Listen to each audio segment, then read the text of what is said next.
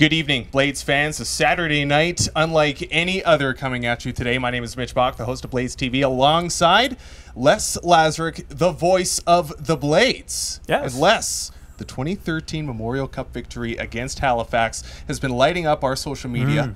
Our fans absolutely love it.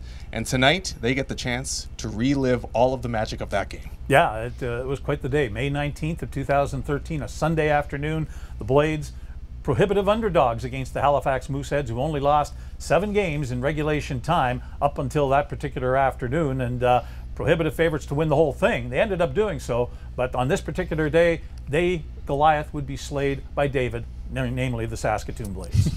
Well, this, of course, is Super Sports Saturday, Part 2. The Saskatchewan Rattlers hosted their game earlier. All proceeds, of course, going towards great initiatives across the community, many of which going towards COVID-19 relief efforts across the province. So anyone who has purchased a ticket, whether it be 1 or 2 or 50, whatever it might be, not only helping out COVID-19 relief efforts in Saskatchewan, but also helping us at least approach the SaskTel Center attendance record. Almost 17,000 for the Metallica concert here in 2018. I hope we break it. I mean, I like Metallica, don't get me wrong.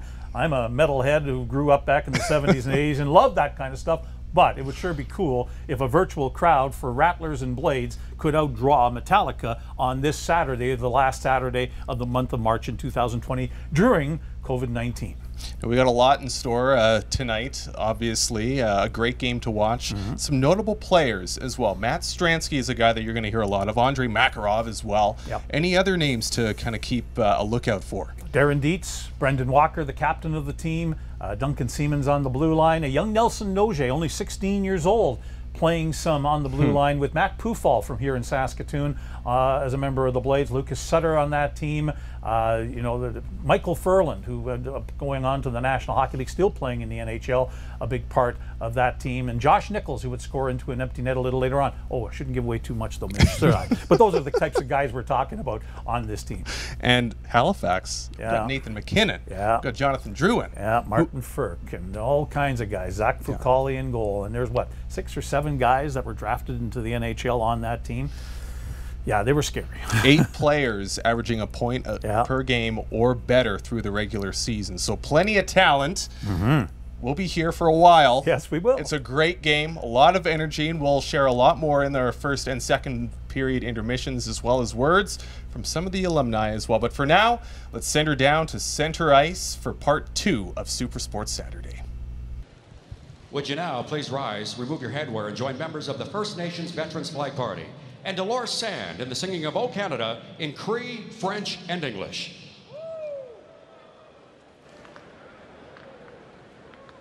O Canada, terre de nos aïeux, ton front ciel, des fleurons glorieux, n'était hinaki wabam tenan, soke ki weteno, pokoite ota, O Canada, Casito Statinan.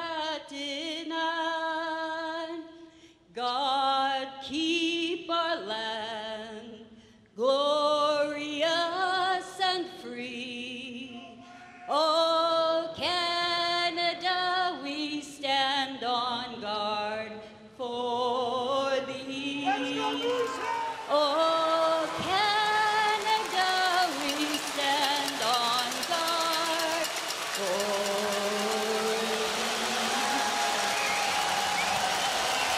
Sounds great in any language. Translation now, game time. Halifax trying to break from the gate for a 2-0 start at the MasterCard Memorial Cup, and the Saskatoon Blades trying to avoid going into their last round-robin game, needing a victory. That last game is against the Western Hockey League champion, Portland Winterhawks. Here is Gene Principe. Yeah, with Jonathan Drouin. Well, how do you feel about playing back-to-back games, considering what you guys did last night? I think it's good.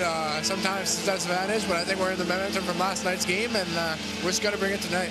And last night you brought a lot of goals. Do you think you can do that again this evening? We're just going to play the game we always play. You know, if the plays opens up, we're going to try to bury our chances, and we're going to play the same game we always do. Jonathan, thanks for this. Thank you. Jonathan Durant, one of 12 Halifax Mooseheads last night. RJ and Sam to get a point. Yes, they are a talent-laden squad, and they are focused. Dominic Ducharme has them saying the right things. The starting goalies brought to you by Shreddy's official cereal of the CHL.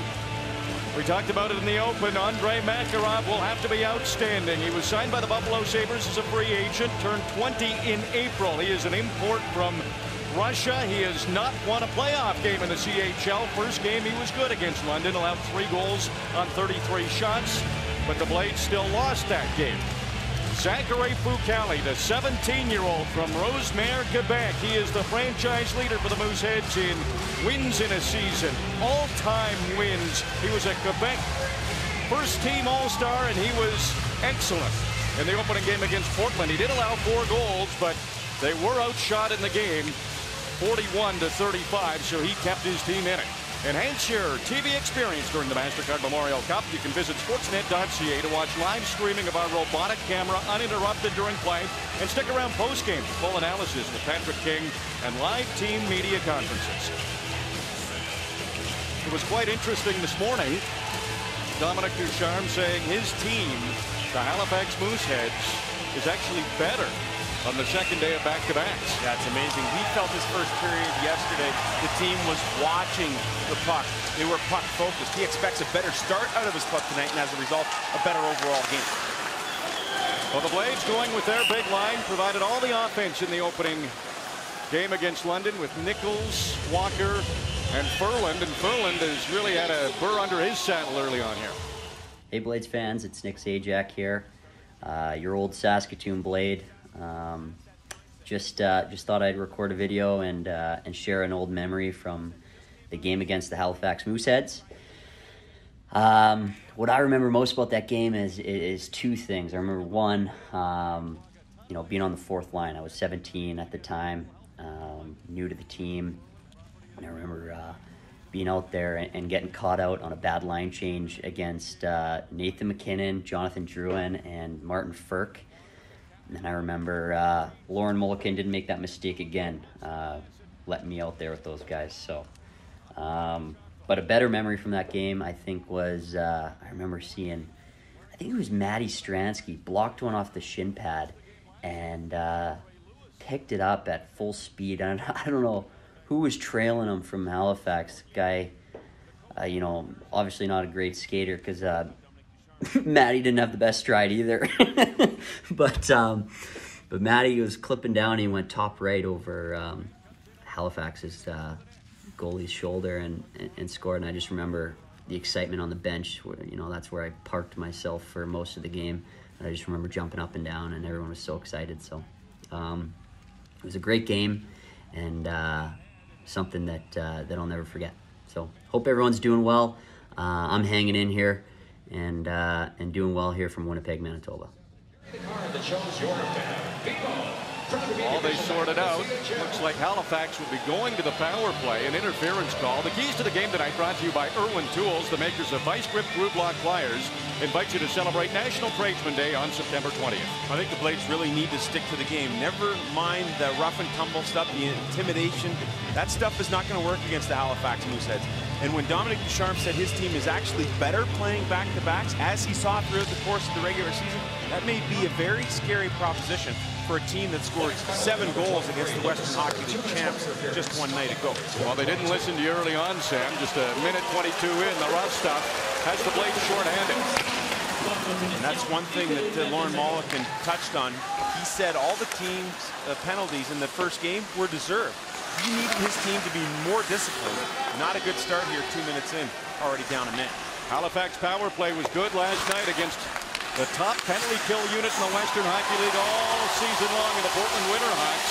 2 for 6. The Mooseheads were with a man advantage. Not much through the first 35 seconds of this power play, though. Martin Firk, the Czech import, drops it off. Drouin comes in to set things up. Drouin right back to Furk. Looks at the net. Drouin and Furk back and forth. It's Drouin again. Top of the circle. Won't shoot it. Drops it off to Conrad Albertshauser. Stefan Fournier. Eyes up Graham Craig. McKinnon trying to get the loose puck. Can't do it. The Blades are able to clear. Good job. I like the Blades early on here on this penalty kill. Some up-ice pressure. The first trip down for Halifax. That caused them fits. And really not allowing them to get set up. You need to, on this penalty kill, take away Jonathan Drouin from the half wall. Won't be a factor now as he's gone off for a change. Won't be icing. Duncan Siemens hustles with 38 seconds to go in the power play, and the veteran defenseman for the Blades sends it right back down the ice.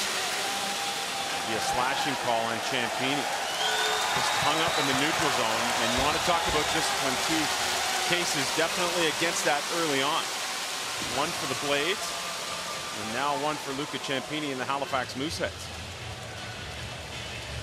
It will be 4-on-4 for 31 seconds, and then the Blades will have a minute 29 of power play time. Get a look at it just in the back of the leg of Siemens, and even Dominique Ducharme looking at his assistant coach Jim Midgley as to what happened there, but put the chin seal in there. Shane McColgan battling down low. Darcy Ashley rips in, gets the puck. Stephen McCauley.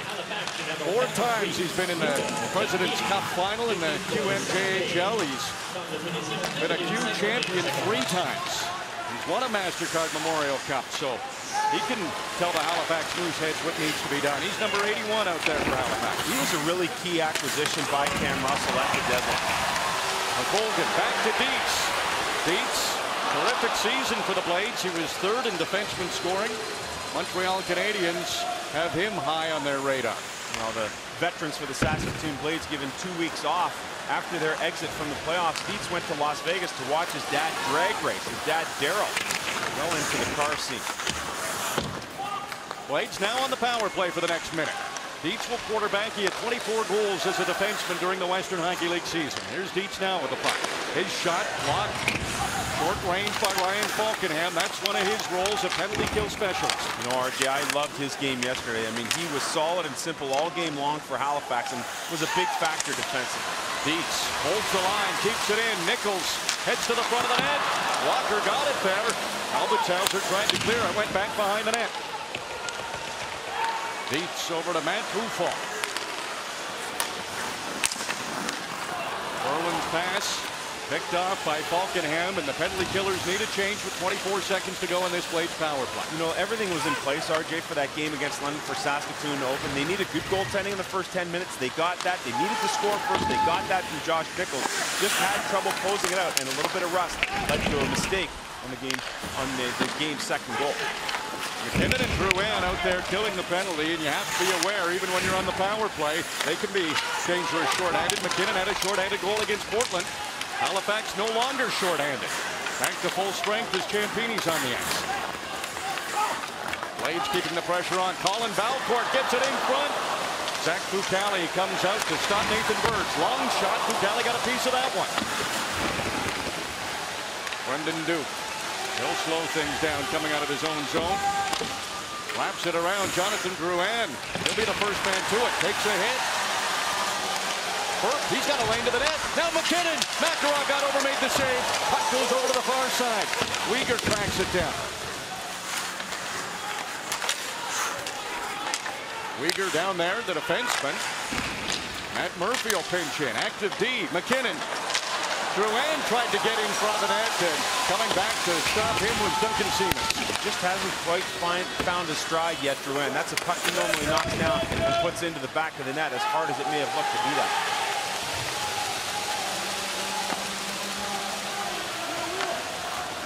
Mackenzie Uyghur from Nepean, Ontario. He had 2 assists in last night's game against Portland. Makes the play over to Matt Murphy. This is a line out there for Halifax that had a lot of success. All over 25 goals, all over 70 points. It's Ashley, Champini, and Boudreaux. In the head of that supporting cast that we talked about. Ashley gets a shot. Stopped by Makarov. Gets his own rebound. Moves it to Champini. Right back behind the net to Darcy Ashley. Now Conrad Albertshauser just tried to get it in front. Hoping for a deflection. Didn't happen.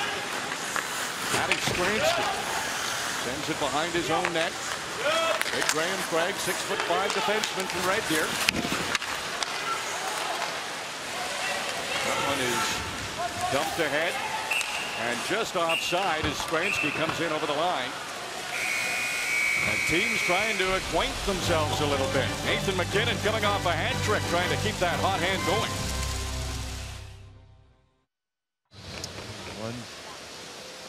One less player on the Halifax bench because just before the break, Dominic Ducharme's team took a second penalty so far. That kind of not what you want your team to do. Yeah, we got to stay 5-on-5. Obviously, start to establish our game if we're in the box all the time. So we got to be more disciplined. We got to be hard on battles, but disciplined. Do you think that Saskatoon may be more physical with you tonight than Portland was last night? Well, they're a different team, but we're ready for that. It's our job to control that. Right now, I don't like the way we're reacting by getting into the box. Dominic, thanks for that. Well, it's really funny when you look at Dominic Ducharme and he talks about how his team should be better, and really off to a chippy start, a couple of penalties, haven't been able to get into that 5-on-5 flow. We saw a little bit of it with McKinnon and Drouin. And, you know, the point I want to make about Ducharme, Coach of the Year. You think it's easy with a hockey club like that and all the stars to find ice time and keep everybody happy? That's why he's the Coach of the Year. Short-handed, Nathan McKinnon takes a look for his running mate, Jonathan Drouin. A hit on McKinnon. That brings the crowd at the Credit Union Center on its feet. Blades on the power play here for the next minute 40. And this is their big line. Michael Furlan puts it back to Darren Dietz. Furlan the return feed. Josh Nichols, 47 goals, third in the Western Hockey League during the regular season. He had both Blades goals in their opener against London.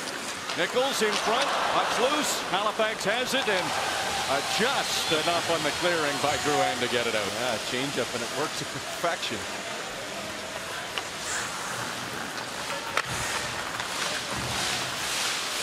Darren Dietz, he's been out there a lot for the Blades already.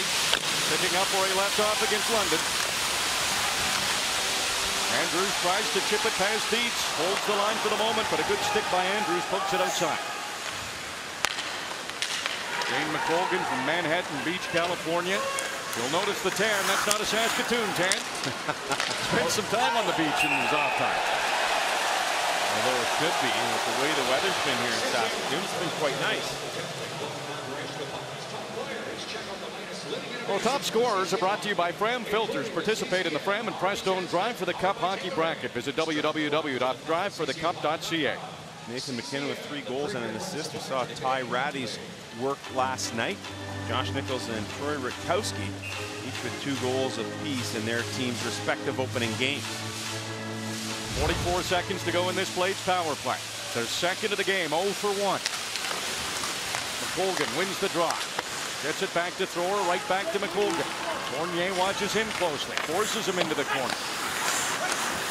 Stransky. Now it comes back to Benoit. Eric Benoit takes the shot. Oh, Trey Lewis blocked that. That had some gusto on it. It went off the leg of Lewis right out of play at the far side. It's going to take a lot more to get that guy out of the game. I mean, he is a warrior and a half, and that's why when wearing the red jerseys, he gets the C for things like that. This guy is team committed, #1, first and foremost, and you can see both Halifax players in that shot blocking stance as he extends the left leg. He takes it right off the ankle. You know that one's going to sting. Don't take the boot off or that thing will flow up like a balloon. Well, he's as tough as they come. Halifax talks about his great healing ability too. Most guys would be out for weeks. He's out for just a couple of days, and the Blades have the puck. Looks like an interference call, and it looks like it'll be Darren Dietz.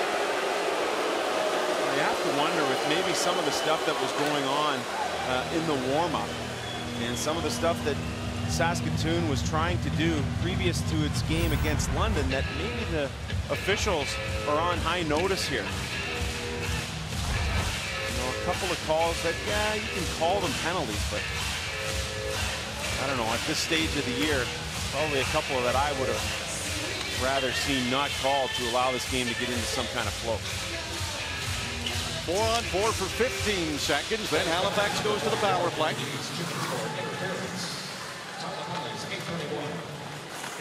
Dalton thrower. He was a second-round pick of the Montreal Canadiens. Moves it back to Duncan Siemens. Colorado a couple of years ago took him 11th overall. Another drafted player out there for the Blades right now. That's Lucas Sutter, second-round pick of the Winnipeg Jets. And now it's penalty kill time for the Blades. Halifax is on the power play, and Martin Furk starts things up. Furk hustles in over the Saskatoon line. Thrower trying to stay with him. Furk takes it around the net.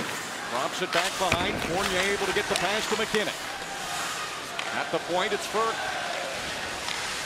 Over to Drouin. Drouin doesn't shoot. Gives it to McKinnon in front of the net. The puck's loose. Conrad Albertsaus is the lone defenseman out there for Halifax on this power play. He's down in the corner.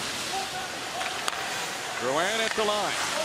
Cross-ice pass. There's Albertshauser. He won't shoot. Gives it to Furk. Furk can fire the puck if he gets a chance. That won't help. Seen that a lot from Furk. I mean, I've watched him probably 7 or 8 games that we've called over the last couple of years. That seems to happen to him a lot, but that's what happens when you have a good shot. Yeah, so much torque on that stick. Stephen McCauley over the line. The pass to McKinnon comes back to Mackenzie Weegar. Weegar looking for a lane to shoot. Colin Balfour with him every step of the way. Drouin. 25 seconds to go in this power play for Halifax. McKinnon's behind the net. Looking in front. Frank trying to stay with him. McKinnon bought himself a little bit of time. Gives it to Drouin. Open man is Weegar. Thought about shooting. How about Drouin? Into the slot. Bouncing puck. Now a shot from McKinnon. The rebound's there. McCauley trying to go to the net. Now he'll chase it down in the corner. Final few seconds. Dietz is dying to get back on the ice, and now he is. Blades kill off the penalty. And that shot went off the dasher board and out of play. Some penalty trouble for both teams. Power plays not working yet.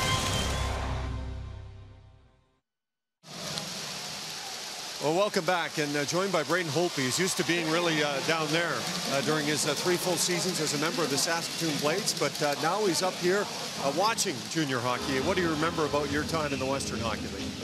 It's the best time of your life. I think every player says that. It's junior, just the camaraderie with your teammates and whatnot. And we had an outstanding coaching staff, training staff. It was an absolutely perfect 3 years. The best time of an NHL player's life is the playoffs, and I know Washington got there and looked good. What do you make of losing out to New York in the opening round? Yeah, I mean, it was obviously we would have liked a different outcome, but you know, it's nowadays NHL, every team is so close. You know, it's we got beat by a very good team, and but we'll learn from it. We'll be bounced back next year. What can you tell us about your drive? You drove here. You know there are flights to Saskatoon. How'd you get here? Yeah, I just wanted some of my stuff and my vehicle back here, so I hurried up and, you know, knew there was a chance to come here and watch a game, and I made sure I made the drive as quick as I could to get here. Braden, thanks for this. Yeah, thank you, Jim. Took him 3 days, by the way, guys, if you're counting at home. No kidding. Wow. That's making pretty good time, too.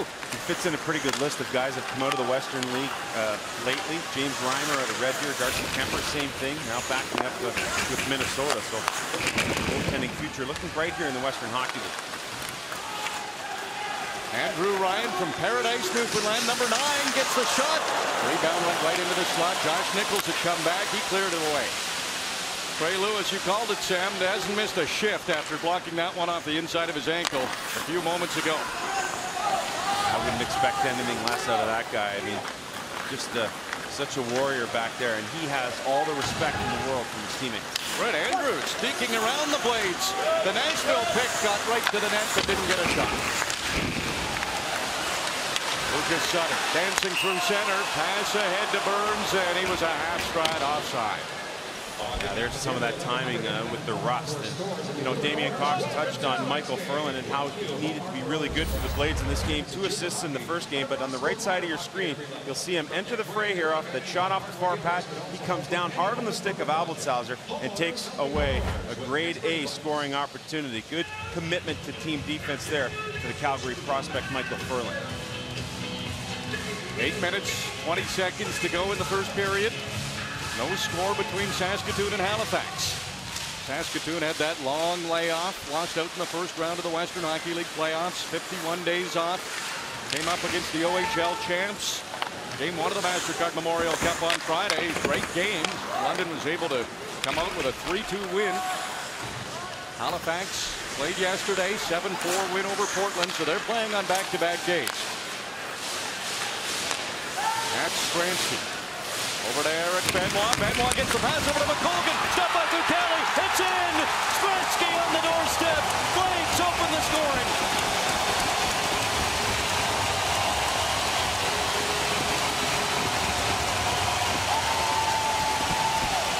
They did it again, and this time with a 40-goal score. But this is a nice play by Shane McColgan as Zachary Fucali gets caught deep in his own net here. And as this puck comes across the crease, he's so far back that he can't get a stick, can't get a pad on it, and it goes back the other way. You see it's tipped there first by Duke, and then Stransky's there to knock it in the rest of the way. Stransky on the doorstep. McKinnon looking at him, but Stransky's got good position right in the crease. He's able to tap it by Fucali. And a 1-0 lead for the Saskatoon Blades. Good persistence on Stransky to stay there to complete the job. He was tied for the Blades lead in points during the regular season with Josh Nichols. Nichols had 2 goals in the opener of the MasterCard Memorial Cup for the Blades, and now their other guy who had 40 goals. Stransky gets on the board. Well, here's the thing. The National Hockey League War Room is overlooking everything here at the MasterCard Memorial Cup, so they'll check in Toronto, make sure there was no misdoings on the goal before they officially count it. Good goal for the Blades. The crowd at Credit Union Center's in it now. You couldn't hear the whistle. It was offside, though. Stransky fired up, and he's a guy who I just thought didn't really have his legs in game number 1. But a good job here by Benoit. He goes cross ice, and then it comes back the other way from McColgan. And you'll see Duke getting a stick on it, but Stransky has to knock it in, jamming it by the post and Fucali's leg before it finally counts. Josh Nichols brings it in over the Halifax line.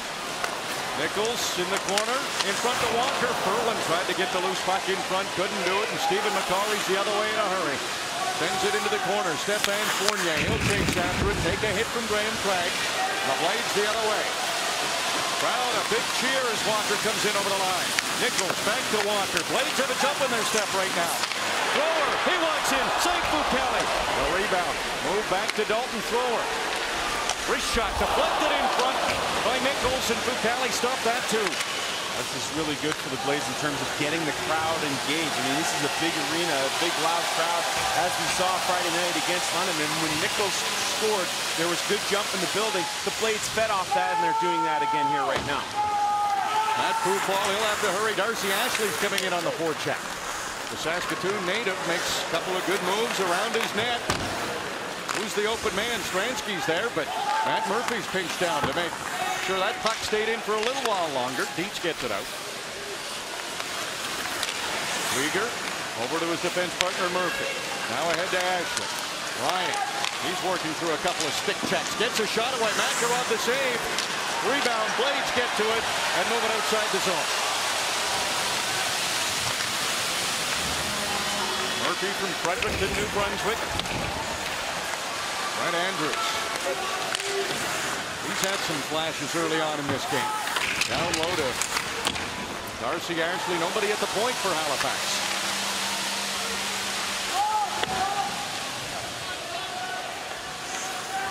Aaron Dietz, plenty of time behind his own net. Gets it to Thrower. The pass ahead to Burns. He didn't touch it though. Blades wind up with the icing just after the Blades scored. Another great chance, but Fucali stopped him. Andre Makarov and Zach Fucali, a big deal because of the fact they are involved in the MasterCard Memorial Cup. But another reason they're a big deal is because you can see them up close and personal. You find them in the front of Sugar Crisp boxes like this, Post cereal boxes, family size. And if you're not like Zach and you're not like Andre and on the front, don't feel bad if you're one of the CHL goalies, 24 and all, because you'll find 4 cards of 4 different goaltenders on the back of these different, especially marked, family size Post cereal boxes. I'm getting hungry, guys. Really hungry. Cereal any time of the day is fine. 5:43 to go here in the first period. This is game 3 of the MasterCard Memorial Cup. Saskatoon Blades, the host team in blue. Halifax, the QMJHL champs in white. And the Blades with a goal from Matt Stransky have the lead. Halifax fell behind against Portland. They were able to come back last night and win that game. A face-off win. Brendan Duke snaps it right on Andrei Makarov, and he made that look easy.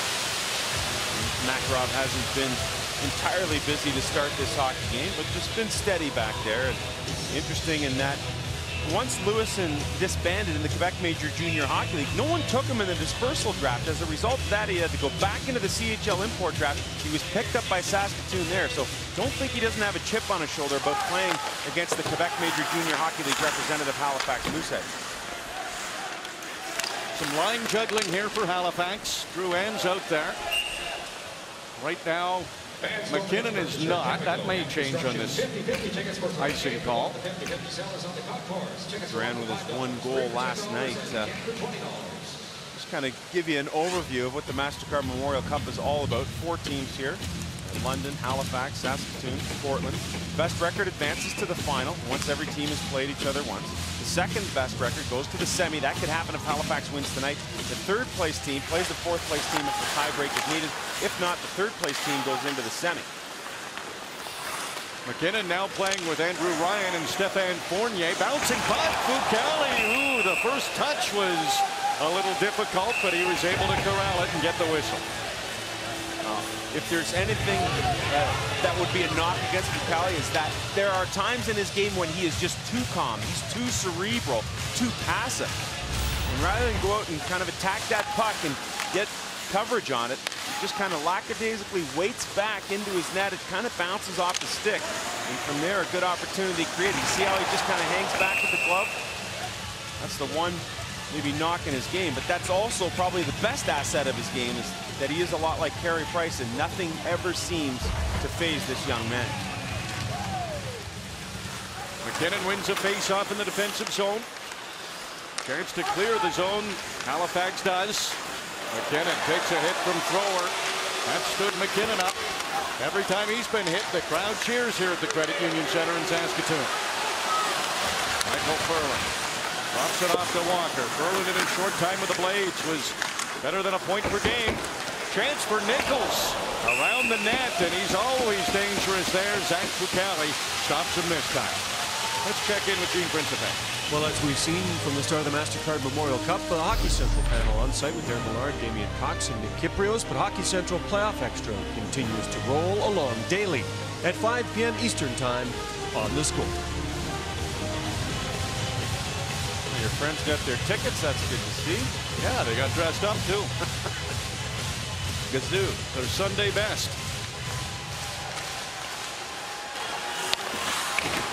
Siemens down low. Stransky can't get it. McColgan does. Right back down to Stransky. He's a draft pick of the Dallas Stars. Stransky working hard along the boards against Austin Hardy. Hardy gets the puck loose. Burke can't get it out. A shot that's up high, goes wide. Drouin. There's a nice pass to McCauley. Hit him in full flight coming out of the zone. Burke with a long drive, and Makarov at the top of his crease stopped it.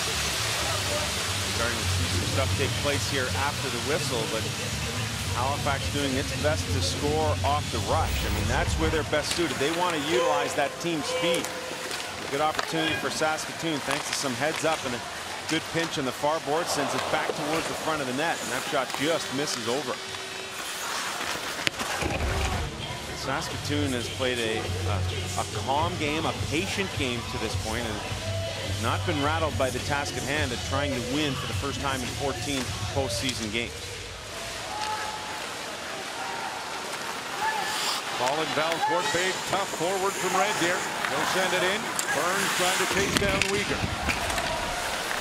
Valcourt hovering, looking for a loose puck. Instead, it goes to Darcy Ashley. Campini wants the pass, gets it. Craig leans on him. Dalton Thrower will lead the rush for the Blades. Thrower sends it in. Takes a hit from Brendan Duke. Ashley's pass to Campini. He has some time to gather it in. Move it ahead to Darcy Ashley. The Alberton PEI native. Cross-ice pass. Perlin quickly ahead. That's right to Valcourt. Valcourt got to the line, no further. Campini takes a look around. Wants a little help. Put it on goal, and Makarov makes another save. Well, there's Makarov again. I think he's done a really good job at just controlling the play. That's one thing as a goaltender you have the option to do. Anything that's come near him, he's just stopped it. And I think that's a good tactic to use against a team that loves to utilize its speed. You don't want to continue to keep pucks moving, continue to allow Halifax the opportunity in the offensive zone. Get the stoppage, really slow down the pace of this game and try and take that speed away from Halifax. McKinnon wins another draw. Murphy, his slow shot. Blocked before it got to Makarov. Duncan Seaman sees a chance to skate it outside the zone. Did he get to the red line? He did not. Icing against the Blades. So we'll do that face-off again. You know, just as a reminder here at the MasterCard Memorial Cup, it's somewhat of a hybrid icing that if you are inside your own blue line and you send the puck the distance, you're not allowed to make a change. But if you're between the blue line and the red line, you can get the icing call against you, but still enables you to make the change. The Quebec Major Junior Hockey League utilizes that rule in the regular season. So too does the WHL. The Ontario Hockey League does not. And it's a tactic we've seen from the London Knights in Ontario Hockey League play. If they're in trouble, they'll just ice it. They can get a change in. Might have to change their strategy a bit here at the MasterCard Memorial Cup. That's something they'll definitely be mindful of. They've had a couple of days to think about it. Jonathan Drouin thought about going deep in his own zone. Couple of Blades there, so that wasn't a good plan. Fournier dumps it into the Saskatoon end. The crowd's not happy because of penalties coming up to the Blades. And Nichols will plead his case, but there will be no chance it'll be reversed. I mean, Drouin is so shifty. And oftentimes he'll just leave the puck in a spot or chip it ahead to himself. Here he looks, he stops, and now he's just going to chip it ahead. And as he tries to get around Nichols, it's just the turning of that left leg. It's not quite subtle enough to avoid drawing the penalty. And when you have a guy like Drouin, you are always aware of where he is on the ice. As he's about to join the rush, it's actually a kneeing call that Nichols gets thumbed for. Blades weren't happy. They took 6 penalties in their first game against London. They've already taken 3 here in the first period. Halifax back on the power play, and they have one of the best. Plenty of firepower on the Mooseheads. Blades penalty kill has been strong. Killed off the first 2 opportunities, and a good start here. Even McCauley skating well tonight. Pass ahead to Campini. Graham Craig forces Halifax back. In fact, it went out of play, so that face-off looks like it'll come at center ice. You look at these Saskatoon Blades, 51 days off. I mean, inevitable position, inenviable position to be in. And so they took their training in such a way that they had training blocks, 4 days on, 1 off, 3 days off, on and 1 off. And they also added to that some morning skating, what they call the quick feet club, if you will, to try and get guys back up to game speed. They also added some mental coaching with Craig Coughlin. And if you watched throughout the course of the season, the On the Edge program that was done so well, you would have seen some of Greg's work.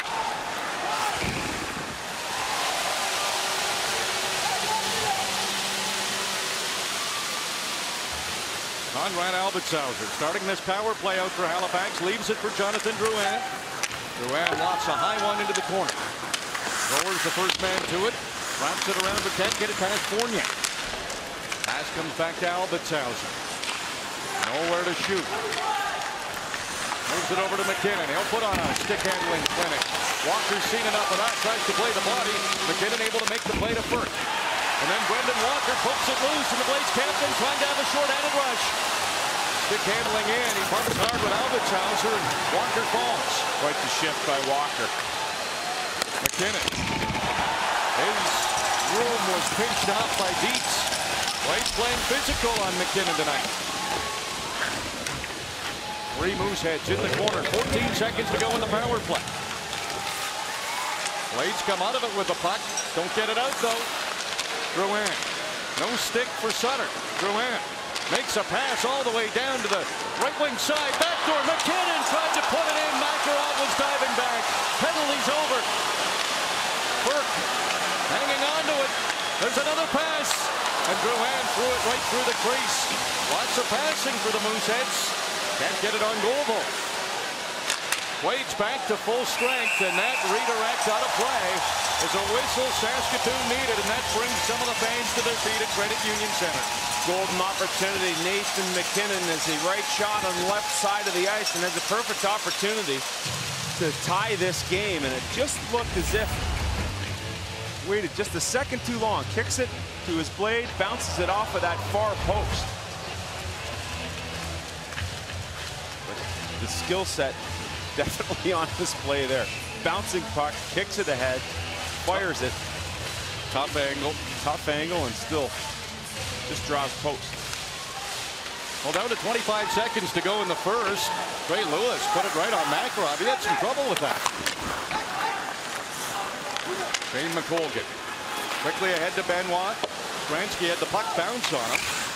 That allowed Trey Lewis to clear the zone. 10 seconds to go in the period. Graham Craig gets to the line, sends it into the Halifax end.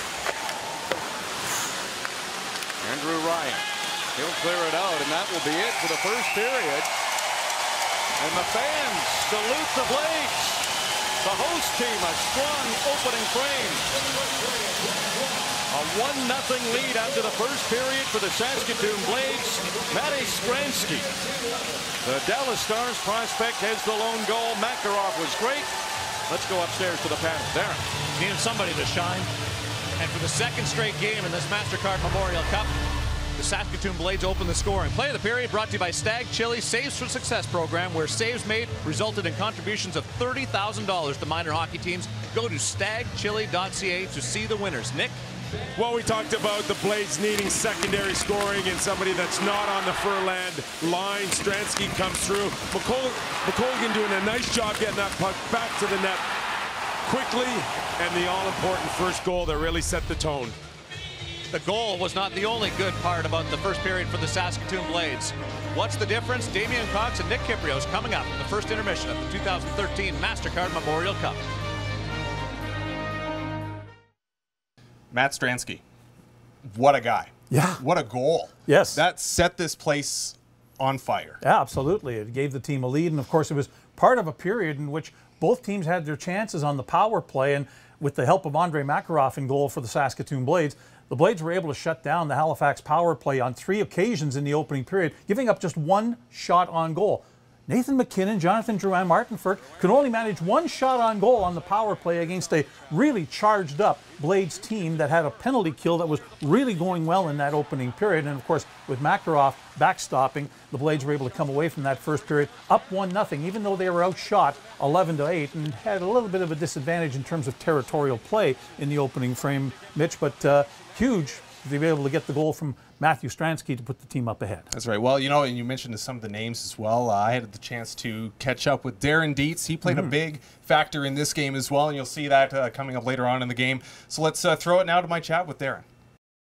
220 WHL regular season games, a veteran in the Western Hockey League, 131 career points. Darren Dietz, an assistant captain for the Saskatoon Blades through the 2012-2013 season. Thanks a lot for joining us. Thanks for having me. I really appreciate the opportunity.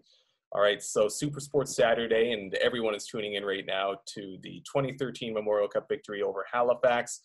Just what a game. We just watched the first period, but I'm wondering what comes to your mind when you look back on that game.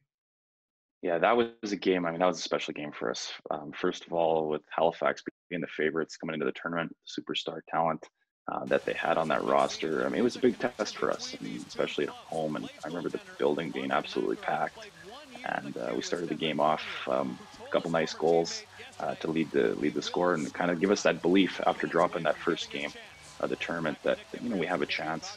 Take a look at some of the names on the other team too. Like you mentioned the talent: Nathan McKinnon, Martin Ferk, Foucault in net, Jonathan Drouin. It's insane to see where their careers are now and how their careers have evolved. What was it like playing against them back then? Well, for me, I can remember them being the, the highly touted prospects, and of course they turned into NHL superstars. And it was just a really cool opportunity to measure yourself against them at that time. For me, being a defenseman, it was my job to, try and keep Drouin and McKinnon off the score sheet. And that's tough task. Don't think I succeeded, but as far as winning the game, it was a really cool moment for me.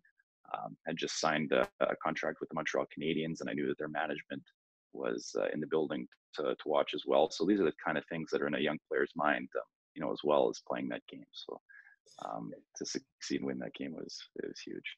Do you remember what the energy in the building was like? And I asked that because whenever we talk about the 2013 Memorial Cup victory over Halifax, it blows up on our social media channels. And just by rewatching it, it looked absolutely electric in there. Do you remember what kind of energy was in that building? It was crazy. And now for a young player, that's the first time that I and many of us have experienced that type of energy around hockey, just the buzz of the city in general and how everyone came out to support us. I think us losing out early in the playoffs kind of maybe killed some momentum from the city and from the fans. And then obviously dropping that first game, a little bit of doubt kind of crept into our own dressing room. And then to kind of lead the game early and score a couple goals and hear and feel that building rocking, it was like that sense of belief as well. And the fans there are just fantastic. And that's things that I'll never really forget. You obviously had a really good career and a great time here in Saskatoon. Like you mentioned, you signed your your pro contract with Montreal right before the Memorial Cup. What was it like just as a whole to be, immersed in this community and get to know what Saskatoon was all about? Well, so at that time, that's kind of the Saskatoon Blades organization, the city kind of created me into a young man. At the time, I went there a boy and I left there a man, how I feel. And it was everything from going to a new high school that I'd never been to before, meeting new friends, and just I was treated so well there, right, from everyone. And that speaks to, the people in general. And of course, being from Medicine Hat, I like to think that, small town Alberta and Saskatchewan, we're similar in the core. So that was a nice transition for me. Then around the rink, everything was top notch. The organization, everything they provided for us was incredible. And that's when I started to believe that, geez, hockey's not just maybe a hobby for me. I can be a professional hockey player. And I was given, the tools and the structure to succeed at that. That was something I'll, always be grateful for the city of Saskatoon and the Blades organization. All right, great chat with Darren as well, and I'm sure you know Darren quite well. Yes, absolutely. Great kid. Yeah, so let's throw it down to ice level now for second period action from the SaskTel Center. Well, he is a dangerous offensive player, Dallas Stars prospect, 19-year-old from the Czech Republic. One of those guys that the Blades need to be producing. Good first period for the Blades. Plenty of talk between Stéphane Fournier and Michael Ferland. They did this in the first period. They'll joust a little bit in this opening draw. And you haven't seen a team, just a feeling out process, and both those guys are top customers in their respective leagues. Andrei Makarov puts it high on the glass.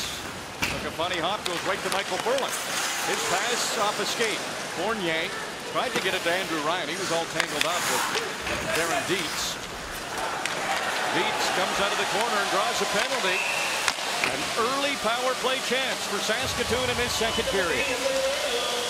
Well, I think the tone was set in the first period that if you're on either team, you're going to need to be really disciplined, because even the slightest of calls, the slightest infraction is going to be called in this hockey game. And that's fine as long as it remains consistent throughout. But you'll see Ryan just kind of get the stick right up into the grill. And as I always say, as soon as you throw your hands out, you've admitted wrongdoing.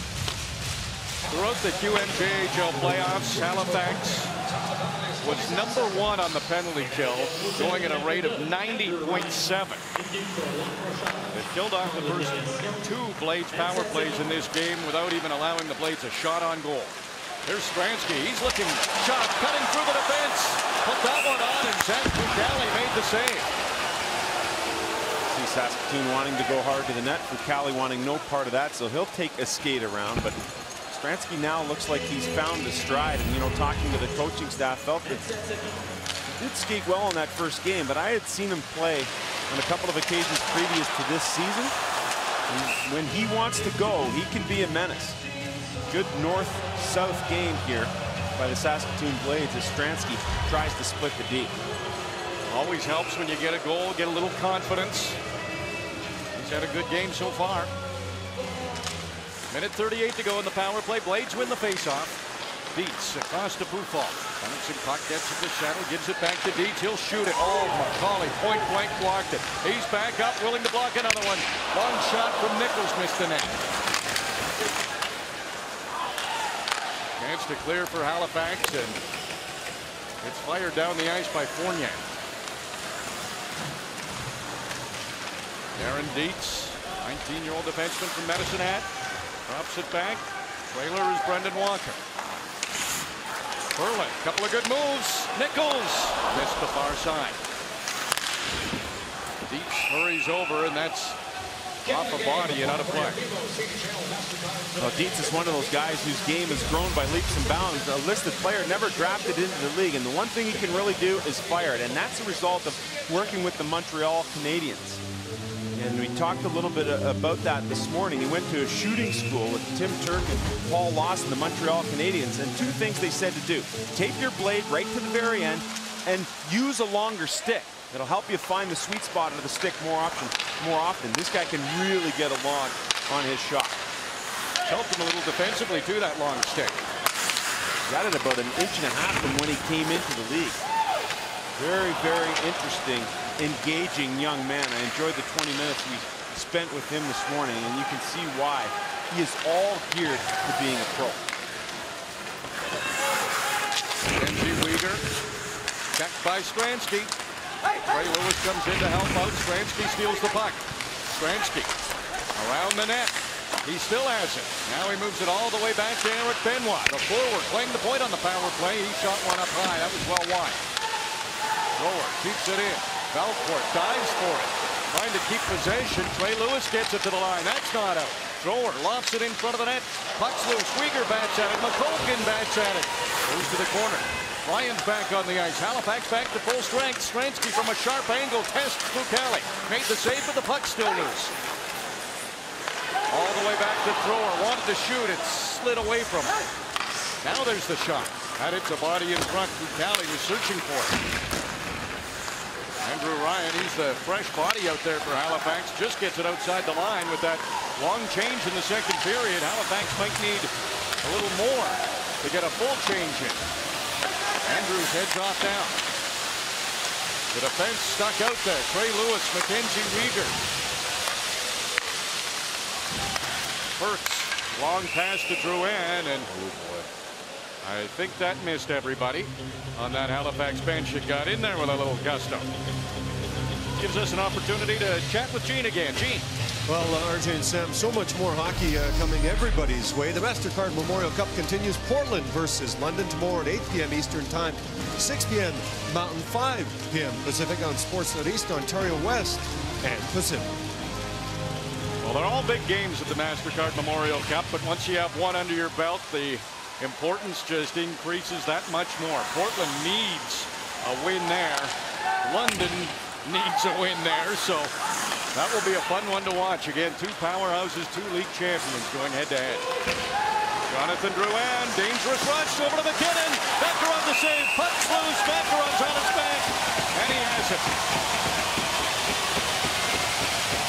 See, we talked about in that first period how Saskatoon did such a great job in the neutral zone, really taking away and limiting the speed of the Halifax Mooseheads. This is a team that wants to get into a track meet. It starts here. Albert Sauser, it's a quick outlet pass, and look out, here comes Drouin, full speed. He knows he's got his buddy McKinnon, gets it over to him, and from there, they transition so well from one end of the ice to the other because they have that great speed, and because of that, a great opportunity created. Off the faceoff, Stransky's been all over the puck in this game. Skated it outside the zone. Following up is McColgan. McColgan trying to sign that contract with the New York Rangers, the team that drafted him. He's number 9 for the Blades. Oh, Stransky gets a hard hit from Matt Murphy, and that will be a penalty to Murphy. That is a kneeing call, and Blades are going back to the power play. Well, it's that same theme that's going to have to come to the fore. As players, you have to adjust to the officiating. And again, not that it's bad, and that, no question, is a penalty there on Murphy. But any type of contact, you have to be fully aware that you better not bend the rules an ounce, or the call's going to go your way. And Halifax having yet to adjust to how tightly this game is being called. Halifax was the second least penalized team in the QMJHL, so taking penalties is not something they do a lot of. And another thing, unfamiliar territory, of the 68 regular season games they played this year, they only trailed after the first period in just 7 of those games. So again, we're in unfamiliar territory, and that's what this tournament will do to you on occasion. I mean, look what happened to the Portland Winterhawks.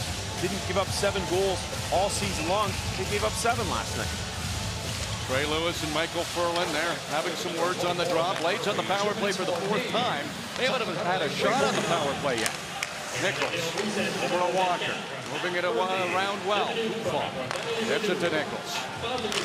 Brendan Walker again. He's from St. Anne, Manitoba. Now Bufal, he's forced out of the zone. Andrews right on his back, staying right with him as forces him all the way back behind his own goal.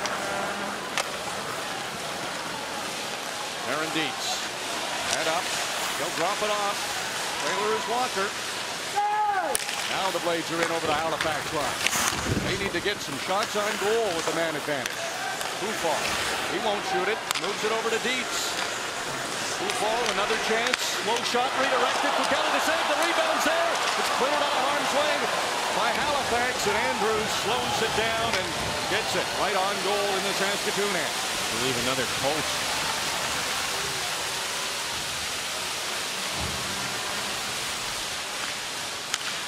Crowd buzzing at Credit Union Center, sensing maybe something's going to happen. Stransky, he's flying around, still has it.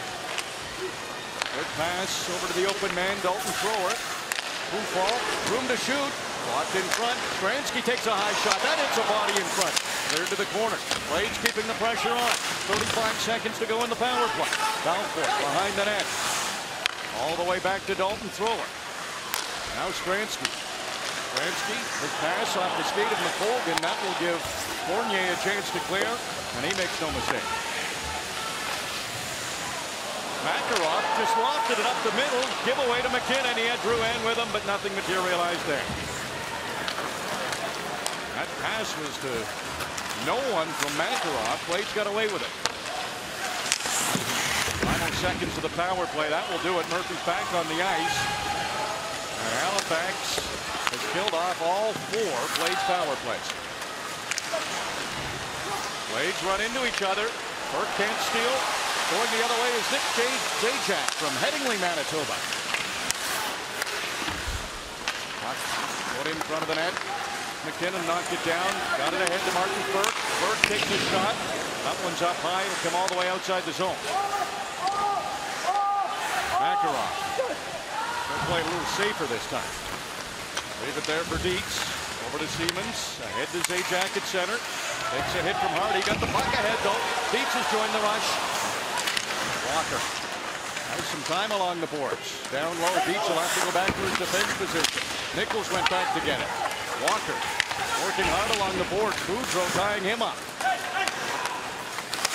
Zajac gets it in front, but Drouin intercepts, and here he comes the other way. He has Boudreau and Burke with him. The Trailers Hardy. Drouin. That pass didn't get to the front of the net. This is Halifax style of game now. They want to get into the running gun, but Saskatoon's done a good job. Dietz really jumping into the play. Takes a hard hit down there. Darcy Ashley, pass ahead. Ciampini, he was up near that Blades line, but Graham Craig stopped it. Things getting physical too. Thrower, he'll have to hurry. Closing quickly as Ciampini. Thrower gets there in plenty of time. Pass to Craig. Uses the boards. Now Craig just dumps it in. Brendan Duke. He's from Full Harbor, Nova Scotia. Head to Ashley. Bounces over his stick. Eric Benoit, Calgary native. Shot off a skate. That didn't get through.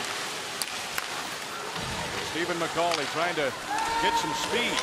Bufal takes over in his own end. Slides it to Siemens. Turned over to Andrew Ryan. McCauley gets it to his stick. Makarov, a big save. And it's knocked down, and going the other way quickly is McColgan. Benoit. He has to wait. McColgan's on the wrong side of the blue line. That gives Andrew Ryan some time to pick up some speed and stick handle out of his own zone. Ryan, a chance, and he put it up high on Makarov, made the save, and covered to get the whistle.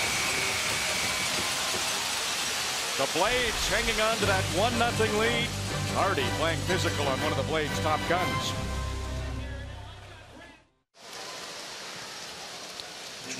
Those at the front of the bench may be enjoying it, but those at the back of the bench, like Lauren Mulligan, I wonder how you feel about it being a little more wide open in this period compared to the first. Well, we don't want that. You know, we want to play a north game here, get pucks in behind your defense, create something off the forecheck, but starting to get a little bit too fancy for my liking. How much different is it for you when it comes to seeing Drouin and McKinnon on the same line, or when they're split up and on two different lines? Well, you know what? They're both great players, and you know, it kind of reminds me of the days of Forsberg and Sakic, so I'd like to see them split if possible. All right, Lauren, thank you and good luck. Thank you. Well, it shows you how good they are together. Sooner have them on separate lines. That's interesting, because that to me would present, with the supporting cast, maybe a tougher matchup option. Who do you want to match up against?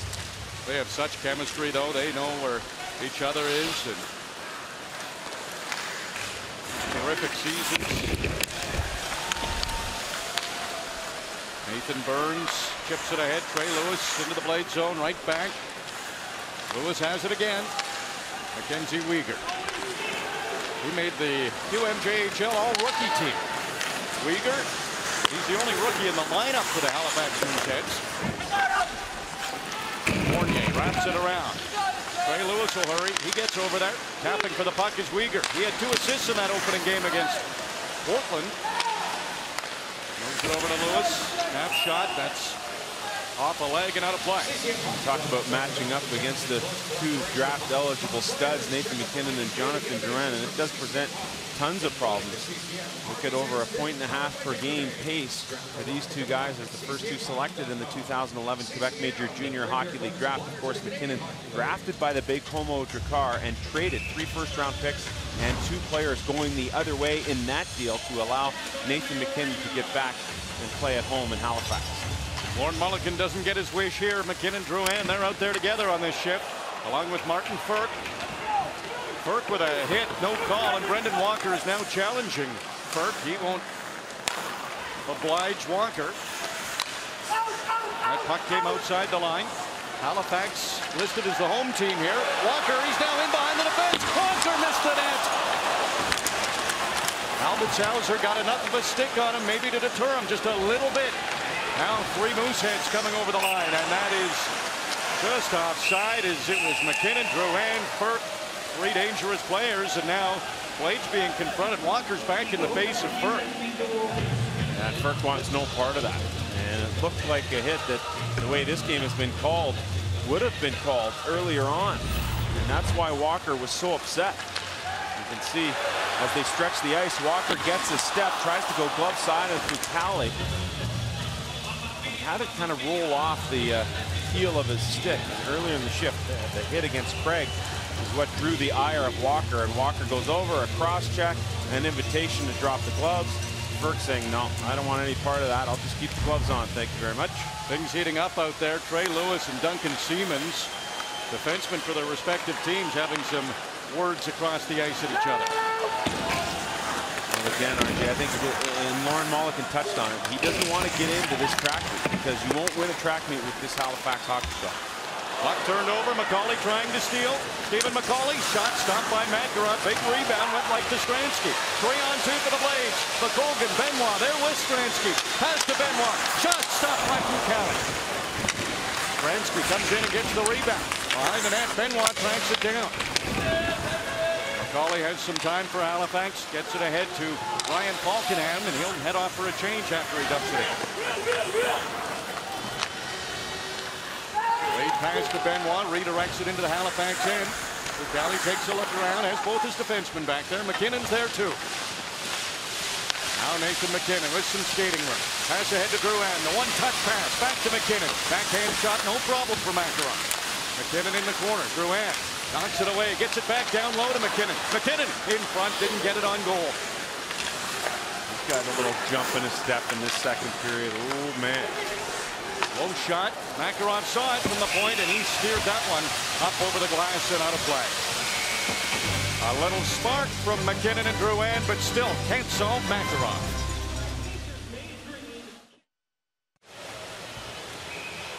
Well, you may not know his first name, but you would know Lucas's last name. It is Sutter. He is the son of longtime NHLer Rich Sutter. Rich and his wife Rhonda, with 3 children, along with Lucas, their sisters Sabra, as well as Kendra. They are a small part of the big picture. Here's a look at the Sutter NHL brothers and family. Brent, Brian, Daryl. There's the other half of the twins, Rich, along with Ron, and then Dwayne. Lucas thinks he has 17 cousins on the Sutter side as part of the first family in hockey who certainly do have a rich tradition. He needs a wide-angle lens for that shot. What's Lucas doing in the picture? He's not looking at the camera. Tough to get 4,000 people to do it all at once. Very true. County. Into Uyghur. Valcourt. He steals it down low. Valcourt using that big frame, gets it back. Low shot, deep, puck's loose. Sutter, great chance there. Another save by Pacman. Valcourt put it right on. Well, I love the play by Ashley. He eliminated Sutter. That was right on Sutter's tape, and actually just beared down hard on the Sutter stick to take the chance away. Blades getting the better of the chances. They're already up in this game 1-0. Valcourt comes in, pokes it down low to Sutter. In front of the net, Zajac tried to burst through. Couldn't do it though. I like how he's getting used more. Zajac's got some jump in his step. Stephen McCauley, quick pass to Fournier. That tested his old teammate, but Andre Makarov made the save. And you know he's going by with a drive-by right now and getting right into the face of his old buddy from the Lewiston Maniacs and having words with Makarov. And you know those two have a friendly rivalry that's just not so friendly during the course of a game. And there's Fournier, and as he comes back into the fray, look at him. Right into Makarov's face, pulls out the mouth guard. Hey, what are you doing making that stop on me? I'm the captain of this hockey club. And Makarov not buying any of it. He's not afraid to chat either, though. That might have been an interesting conversation to be a part of. Well, it's funny because Fournier helped Makarov learn some English, and the other way around. Makarov helped Fournier learn some Russian, and not all the good stuff, let me tell you. McKinnon, the pass in front of the net. Nichols goes the other way. Nichols bouncing puck, trying to track it down. Conrad Albertshauser's the man who comes up with it. Gives it over to Drouin. McKinnon heads to the front of the net. Now he goes behind the net as Drouin heads to the corner. Albertshauser a shot. First one chance, 2 chances. The second one he put too high. Walker being forechecked by Drouin. Drouin got it to McKinnon. McKinnon has drawn a penalty on Duncan Siemens. And Halifax will be going to the power play with 7:31 remaining in the second. You keep your feet moving. You're hard on pucks. As McKinnon was on Siemens earlier in the corner when the two came to a bump, and you knew Siemens would want to exact a little revenge for it. And once he comes over, he just gets right up into the grill of McKinnon. And I love the composure by this young man. You know, McKinnon could slash back and hack back, and he didn't do anything. And that's how close it was from Ferk tying this game. Halifax 0 for 3 on the power play in the game. Uyghur over to Boudreau. Now Ciampini. Uyghur the shot. Hit some stuff in front. There were bodies, and it was Makarov who wound up with a puck and got the whistle. Here's Gene again. Great glove work by Makarov. Some great glove work as well expected with the Blue Jays on Sportsnet. Tampa Bay versus Toronto tomorrow at 12:30 p.m. Eastern Time, 10:30 a.m. Mountain on Sportsnet East, Ontario West, and Pacific. Face-off win for the Blades. A chance to clear. Valcourt able to send it right on Zach Pacman.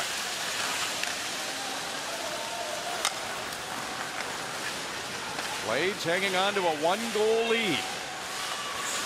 Midway through regulation time in this game. That was off a blade, so that will be a face-off deep inside the Saskatoon zone. It will give Halifax a chance to change, and out comes McKinnon and Drouin. Graham Craig, another one of those acquisitions. 13 of them made in total by Lauren Mulliken, and he figures that was too many to make, but they had to do something not only just to change the room a little bit, but to also be ready for the MasterCard Memorial Cup as hosts. 13 Saskatoon transactions since May of last year. This is the #1 unit for Halifax. Martin Ferk plays the point. Drouin back to Ferk. Hard shot, McElroy. Big save, big rebound, and that's put off the post by Albertshauser. Race for the puck. 6'5" German import. Albertshauser gets there first. McKinnon a shot. Rebound. Puck's loose. McElroy another couple of great saves. Ferk moves it to Drouin. Ferk, there's a shot. Another save for McElroy. Albertshauser back to Ferk. 44 seconds to go in the power play. Drouin takes a look at the net. Anything open? He shoots it. Bankerov. Traffic in front. Stop that too. Albertshauser. High shot. That's blocked. Trying to get it out is Deeks, and he does. And Sutter blocked a shot, and he cannot get up. It's a Martin Ferk shot that has been seen before in the Quebec Majors Junior Hockey League. This guy gets a ton on it, and that's why he plays at the top of that power play. He can really let it fly. We've seen the torque on his stick before as Father Rich looks on as Sutter in all kinds of difficulty, putting very little weight on that right side. Makarov's just been brilliant here in this period. McKinnon drives hard to the net, gets his own rebound. That one doesn't go either. It comes back to Ferk, and they continue with possession in the offensive zone. This time, there's the bullet shot there from Ferk, and you'll see Sutter. He's got no stick. He's up at the top now. Ferk's all loaded up, ready to go. This is the Drouin shot. Oh, and maybe it wasn't a shot block at all. Oh, yeah, that's a shoulder issue. He is hurt. He is in all kinds of difficulty. Is Lucas Sutter right away calling for the train. Oh, man. Yeah, you're right. It did look like an upper body. Oh, that's a big loss for the Blades. 10 seconds to go in the power play. Mackenzie Weegar gaining strong into the zone. He gets punched along the boards. There's another cheer from the Saskatoon Blades fans here at Credit Union Center. Blades clear it down the ice, or it might have been gone into their bench. Didn't matter. Siemens was back on the ice. They were back to full strength. Halifax getting some chances, but they're running up against the same thing London did. A hot goalie in Andre Makarov, who gets a couple of breaks too.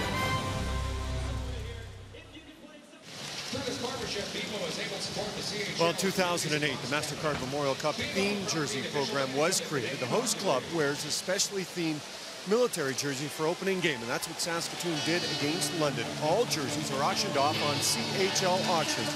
Proceeds go towards supporting the Dominion Command Hoppy Trust Fund, and the auction is open and runs until May 27th. In case you didn't see the opening game, there is a look at one of these commemorative jerseys, and people at home have done a great job when it comes to buying these types of jerseys in the past since 2008.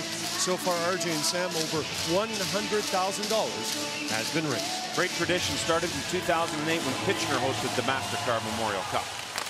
Oh, it's great. So much money's been raised too. Brent Andrews, 2 Blades right on him immediately. Albertshauser comes over, he'll keep it in. Dietz guarding the puck. Now he's forechecked by 2 Mooseheads.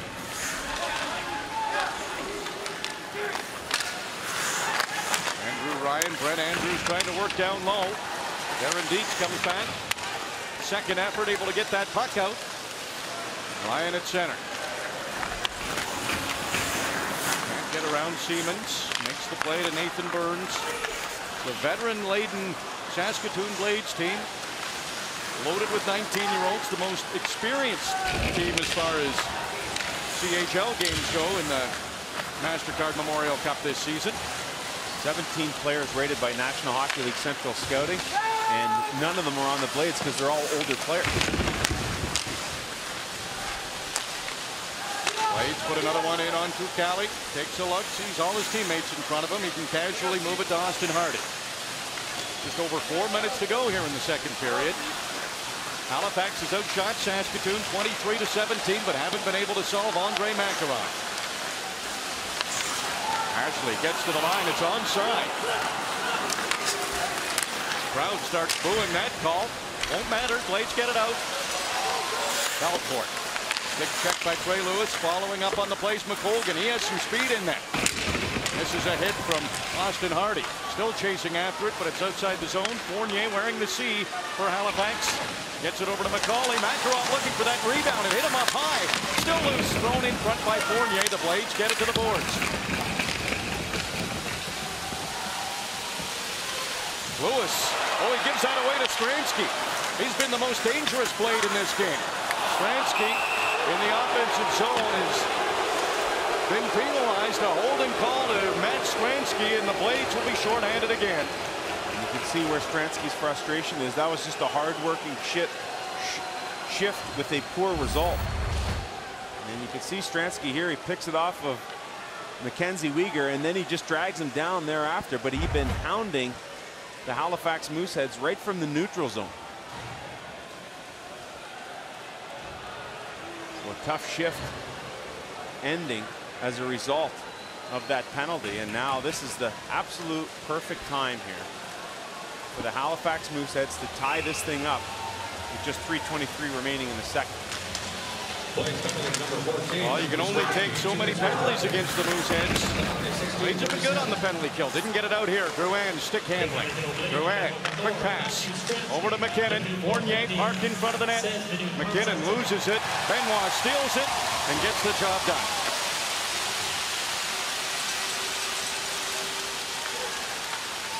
Martin Firk, second round pick of the Detroit Red Wings.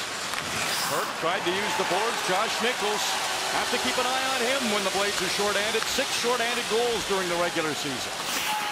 McKinnon stops, moves again. Fournier along the boards. Nichols gets it to the line. Not out yet. Second effort from Walker. Gets it out. Drouin. The last man back for Halifax. Walker trying to stick close to him, and a tight corner by Drouin. Now he picks up a little speed. Drouin tried the one-on-one move against Siemens, and Siemens played it well. 2-on-1 short-handed. Nichols dove. He knew Walker was down there. Couldn't get the pass to him, though. McKinnon. He's stopped by Siemens.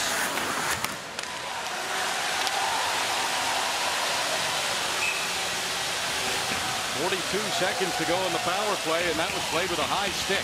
You know, part of the remaking of this team for Lauren Malkin was bringing in experience, especially in this event. Both Michael Furlan and Brendan Walker were with the host Brandon Wheatkins in the 2010 MasterCard Memorial Cup, and Eric Benoit with the Kootenay Ice in a surprise win over Portland in 5 games that year to go to Mississauga and play in the MasterCard Memorial Cup there. And that experience cannot be replaced, especially in this event. It often throws so many curves at you. David Champini, he scored in Halifax's opening game against Portland.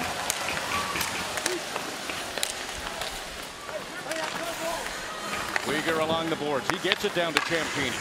Champini right away checked by Dietz.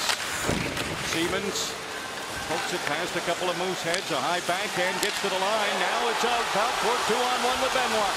Belfort on his backhand. Takes it to the net. That was off the post. Now right back the other way. Halifax. Pass in front to Weegar. Now Ashley gets it back. Blocked by Craig. Comes out the other way. Stransky out of the penalty box. Matt Stransky on the breakaway. Scores! Stransky, his second of the game. 2-0 Saskatoon.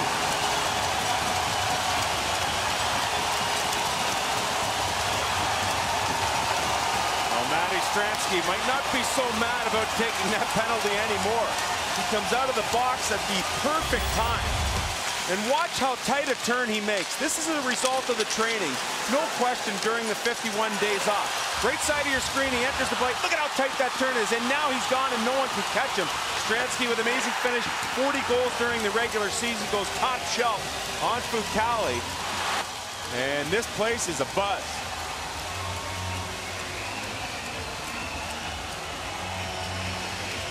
That is a guy who scored 40 goals during the regular season. He knows how to finish. Tied for the Blades, lead in points during the regular season with Josh Nichols. Nichols had the big game against London. Stransky having the big game so far tonight for Saskatoon. RJ, it's funny because during his draft year in 2011, when Dallas took him in the 6th round, I said to myself, man, this is a steal. This guy's unbelievable. He does everything. He doesn't mind playing physical. He skates well, shoots the puck a ton. He's a good goal scorer. Well, some of that had dropped off over the course of this year, but it looks like now, here in game number 2, he has found his stride. What a burst of speed from Stransky.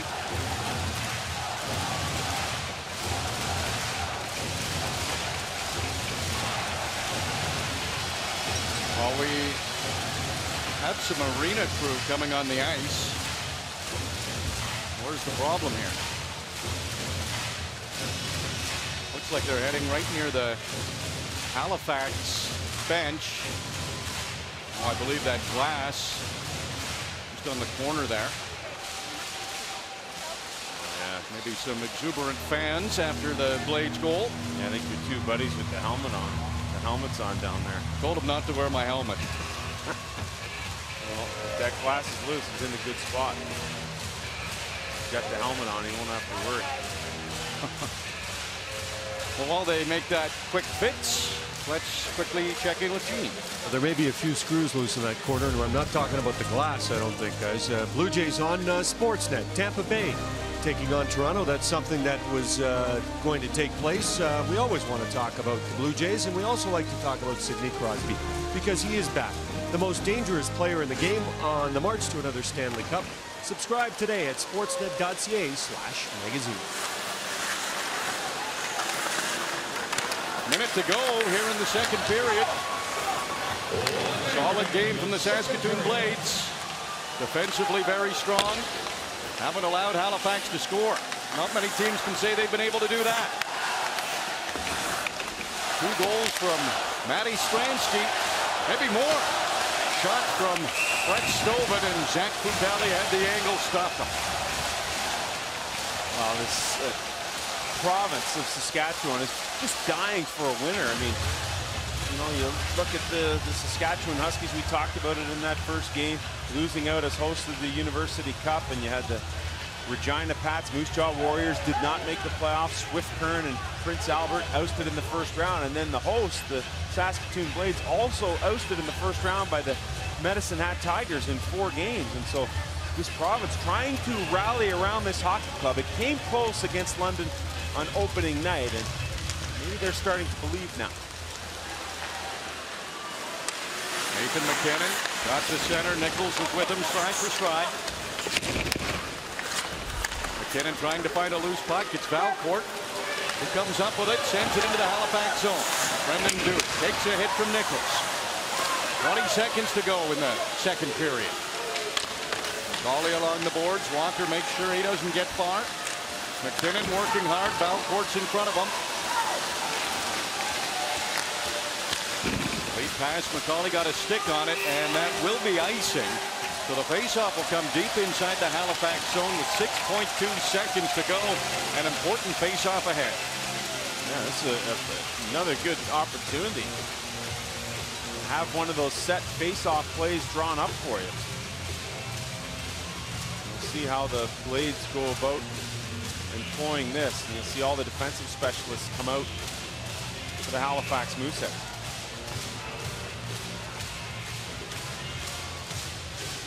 It'll be McColgan against Andrews on the draw.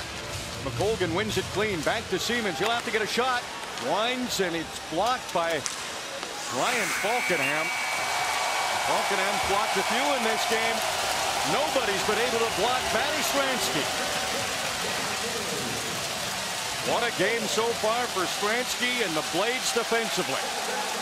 Stransky with 2. Halifax with nothing past Makarov. 20 minutes to go. Can the host team hang on? We'll find out soon enough. First, we've got to hear from Nick and Damien. Here's Darren. What a difference from yesterday for the Halifax Mooseheads at this stage. Second period, play of the period, brought to you by Stag Chili Saves for Success program, where saves made resulted in contributions of $30,000 to minor hockey teams. Go to stagchili.ca to see the winners. Damien. If you're going to win the MasterCard Memorial Cup tournament, you need a little bit of luck. There's a shot block, and it bounces all the way out to center ice. And who's jumping out of the penalty box? Matty Stransky, and he drains it over the glove hand of Zach Fucali. Not a lot of shot blocks turned into a great pass for a breakaway. He did not record a point in the 4-game sweep at the hands of the Medicine Hat Tigers in the postseason. 2 goals in this one as the Saskatoon Blades up comfortably after 40.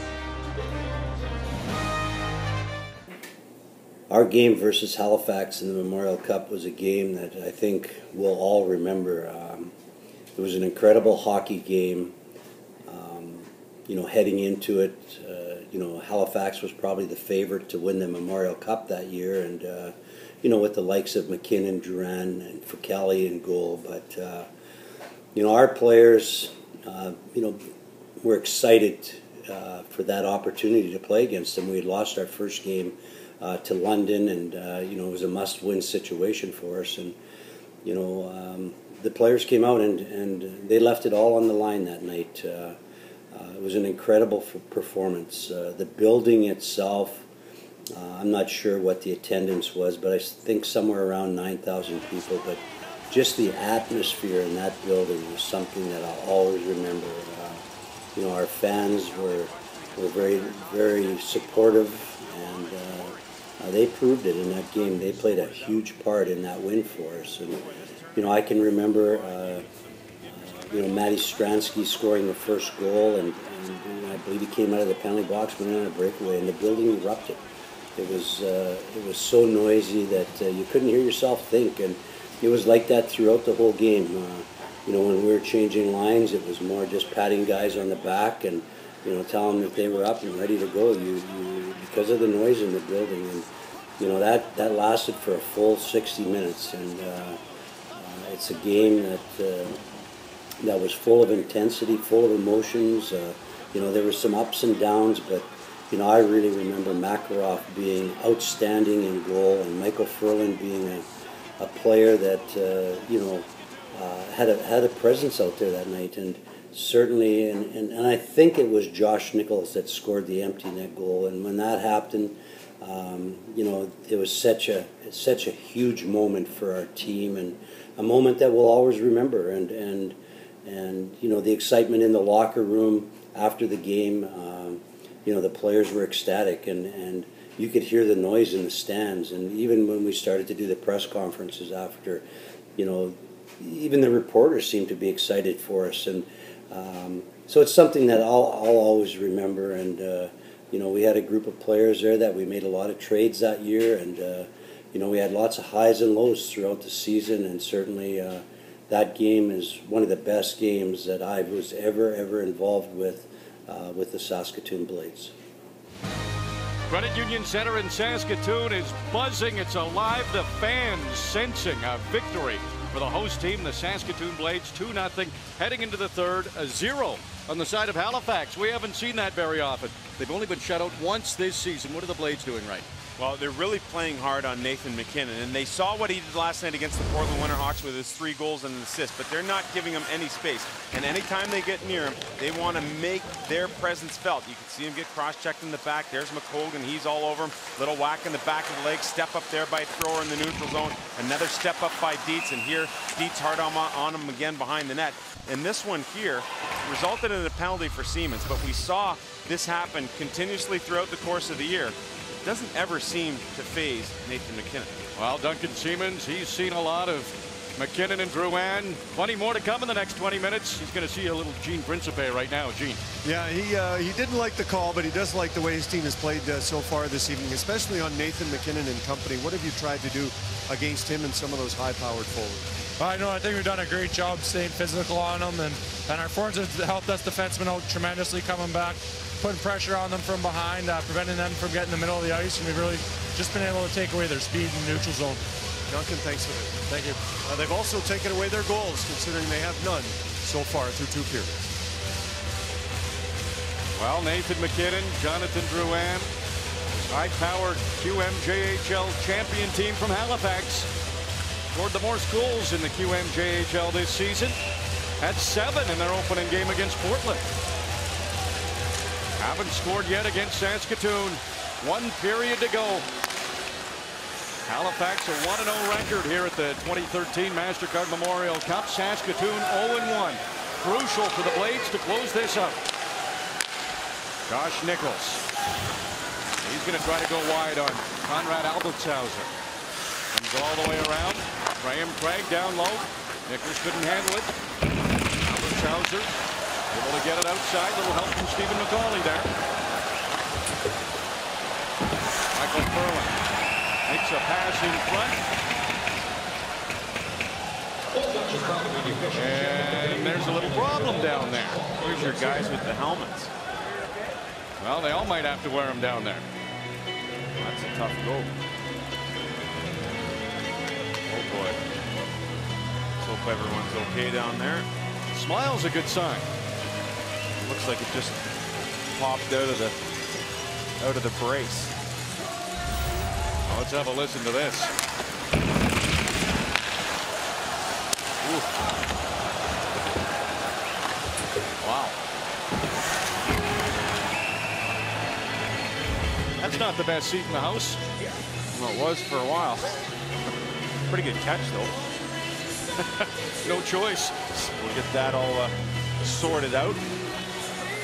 But boy, this tournament can really provide you with some interesting storylines. A couple of helpful Halifax Mooseheads fans come down. Dalton Thrower fan for the Blades holding up the glass. Yeah, and it's amazing how this tournament can throw out some really interesting scenarios for you. When you look here now, the Saskatoon Blades win, you got 2 1-1 teams. The London Knights with a win already in the bag.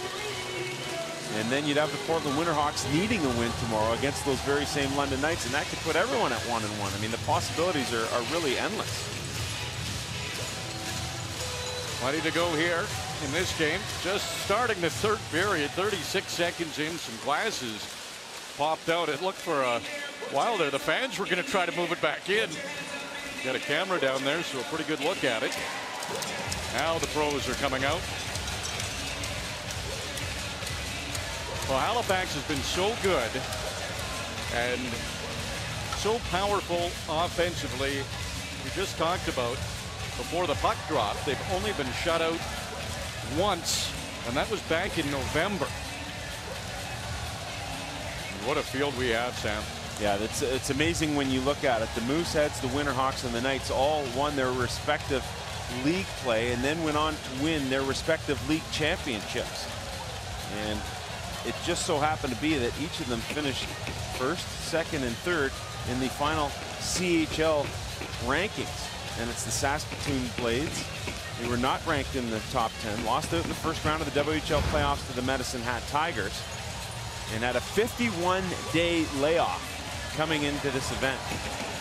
Warren Mollican took his team, allowed them a little time off, and then they went right back to work. Very similar to what happened with the Shawinigan Cataracts last year. Eric Veilleux calling on Bob Hartley and a couple of others, including an Olympic trainer, to get his team in shape. And the guys touched on it on the panel during the intermission that maybe now with Halifax playing at back-to-backs, having come off their series win against Baie-Comeau, and Saskatoon finding its legs after what had happened in this long layoff and getting back into game action with a pretty tight game against the London Knights on Friday night, that Saskatoon may well now be feeling completely comfortable in its game. And nice to see Lucas Sutter back out on the ice. With the way he went off, you had to wonder whether or not he'd be able to come back, but he's out in front of that bench taking a spin around. And the assistant captain for the Blades with a little smile on his face, although it's not much of one with the chiclets he's missing. Well, you kind of had a feeling with that name on the back of his jersey that he would be back in this game. While they continue to work on the glass, let's go downstairs to Gene Principe. Well, guys, the Saskatoon Blades, when they started this season, decided that they needed sort of a theme for their team. And what they decided was best to do was to have these bracelets on the team. I'm In was the first bracelet put out by the hockey club, and then they decided to try and incorporate their fans into it. So they said, I'm in too. And then as they made it into the final step, and that is the 2013 MasterCard Memorial Cup, they decided to do the all-in approach. I'm in too. All in are the Saskatoon Blades. That's what they've been tonight. There's a look at the three different bracelets and what they decided to do. You talked about it, Sam, earlier, the mental coach that this team has. Every time something bad happens or a bad thought, they're supposed to snap the wristband. That way it kind of takes away the bad thought. And so far tonight, they haven't had to do it. And one other thing I wanted to add, Sam and RJ, you've been talking about fitness and nutrition. These teenage kids were also told that they had to sleep 8 to 10 hours a night. You guys discussed the fact sometimes they're working out or skating as early as 7 or 8 or 9 in the morning. So teenagers don't mind sleeping. The only thing they've had to try and change is the sleeping pattern. The fact that they're getting to bed a little bit earlier than most 17, 18, 19, and 20-year-olds like to go to bed. Well, good stuff, Gene. The crowd gathering around Gene Principe, too. It has been a good crowd. It's really into it now here at Credit Union Center in Saskatoon. They were doing the wave while the glass is being repaired. A big cheer as we get set to resume. It's been a while since this Saskatoon fan base has had something this big to cheer about. Short side chance right off the face-off. Halifax caught a little flat-footed. Berlin digs it loose. Austin Hardy retrieves it inside his own zone. McKinnon, he's up there with Drouin. McKinnon, long shot, that's up high. Drouin can't get there before Dietz. Now Ferland, pass, goes to Walker. Trey Lewis jumped on the play, and Walker just missed the blocker side top corner. Really good chances for Walker, both when he's had a step and he's missed the net both times. Drouin gets to the line. Abelshauser stayed onside. Went to the front of the net. Mantroff coolly redirected it to the corner. Burke being checked by Nathan Burns. Burns gets the job done. Sends Valcourt the other way. Valcourt going to the corner, and he is a strong man. Sutter, a shot that's off the side of the net. Puck's loose, it's behind for Kelly, it's in the net! The Blades going to the net! They tuck it in, it's 3-0 Saskatoon! Kelly questioning as to whether or not the net came off, but it's still on its moorings. I mean, he's not going to win this argument whatsoever, but give the Blades credit because they did not give up on the play. Valcourt, big body, it starts with him, strong in the forecheck. He knocks Weegar down, and then there's puck possession there on after. Burns pounded down low, and then you can see Ficali thinks he's got it covered up. He doesn't. That puck is clear as day, just sitting on the goal line before it's finally knocked in.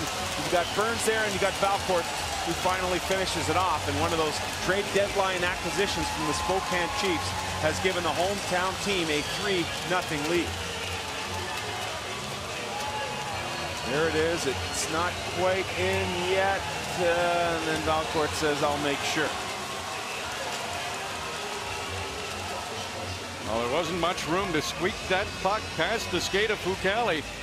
Bounce going Saskatoon's way. And you see the argument Ficali has. He's being pushed out of the way by Burns, and that's what dislodged the puck.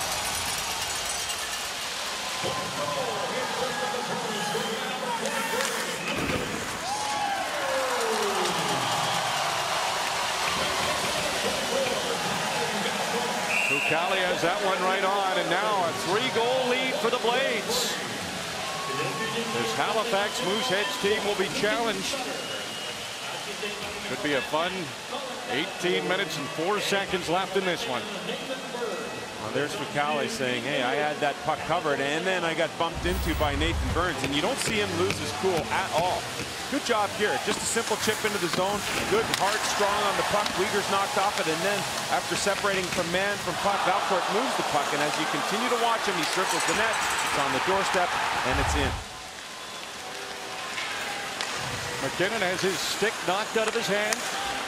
Had to retrieve it. The pass was for him, but he had lost his stick. Now thrower. He gets away from McKinnon.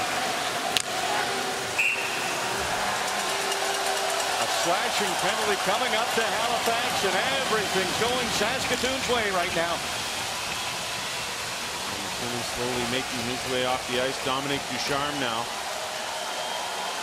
calmly on his bench, looking around, looking for answers as to what his hockey club can do. And it's going to start with a successful penalty kill if they want to get back into this hockey game. Well, this is the 5th power play opportunity for Saskatoon. Haven't had much going on the power play. 0 for 4. You can really see the energy between the two benches. You got the Blades up there looking at each other, tapping each other on the shoulder, and you've got what looks to be a very tired Halifax team, all seated, guys leaning over the front of the bench. Quite the contrast between those two clubs right now. Berlin and Hardy battling for the puck. Comes loose. Berlin gets it back to the line. Buffon thinks about shooting. Low pass. Dietz moves it to the corner.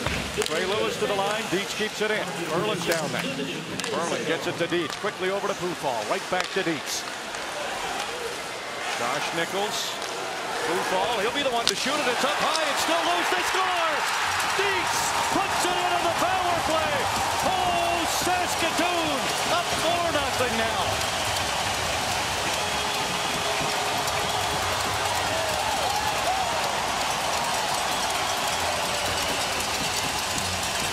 Fifth-round pick of the Montreal Canadiens in the 2011 draft, and he has really dedicated his life to playing pro hockey, but he still feels there's some unfinished business here for the Blades before his junior career comes to an end. Good job getting it to the front of the net. And look at all the Blades just pound down. You got Ferland right there. He's in the grill. Dietz sneaks down from the point, and it's backhand by Dietz. He doesn't even know. He's just whacking at it. He doesn't even know he scored. The puck goes into the net. It's a delayed reaction. And then Nichols is the first to come over and congratulate the Blades defenseman for what is a 4-0 lead. Dietz had 24 goals during the regular season, had 1 in the playoffs for the Blades. And this one is a huge one for Saskatoon. Trying to get its first victory here at the 2013 MasterCard Memorial Cup. RJ, we talked about this tournament throwing things at you. I mean, we saw Portland yesterday.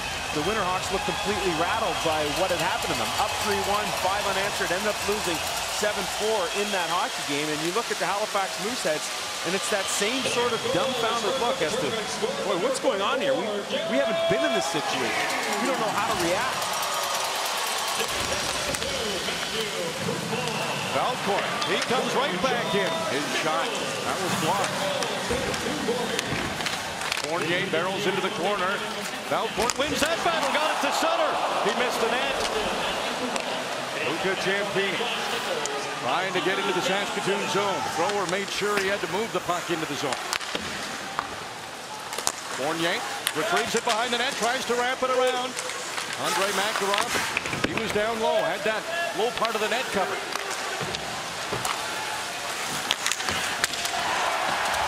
Chance in front, McCauley can't get the pass through. Craig, he hits McCauley in the corner. Ciampini comes in to help out his teammate. Ciampini has it. Right back down low to Fournier. Now McCauley. All kinds of sticks hacking and whacking at McCauley. He kicks it behind the net. That's funny, RJ. Thrower and Valcourt a chance to clear. It's funny that when things started to go sideways against Portland, they were down 3-1. Dominic Ducharme pointed out a shift by Fournier and McCauley to get his club back in it. That was a pretty good shift right there by that duo. Bouncing puck comes to the front of the net. Dietz is there. Cooley clears it.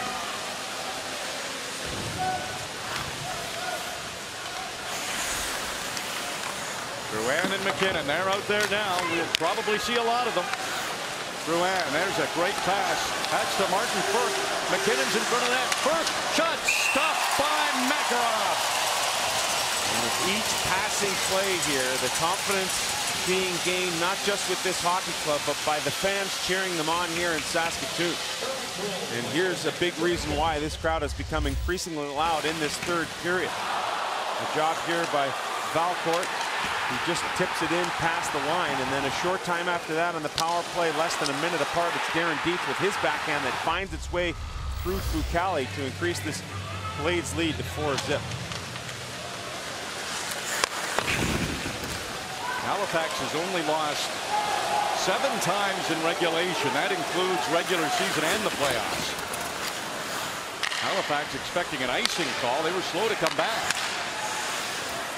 Burke. Watched by Nichols. Got it ahead to Murphy, and then it's stolen by Furlan. Furlan ahead to Nichols, and Trey Lewis had him lined up, and Trey Lewis will be heading to the penalty box. This might not be done yet. No. Lewis looking for the big hit to ignite his club. And as Nichols went down, you knew he was going to be a targeted man.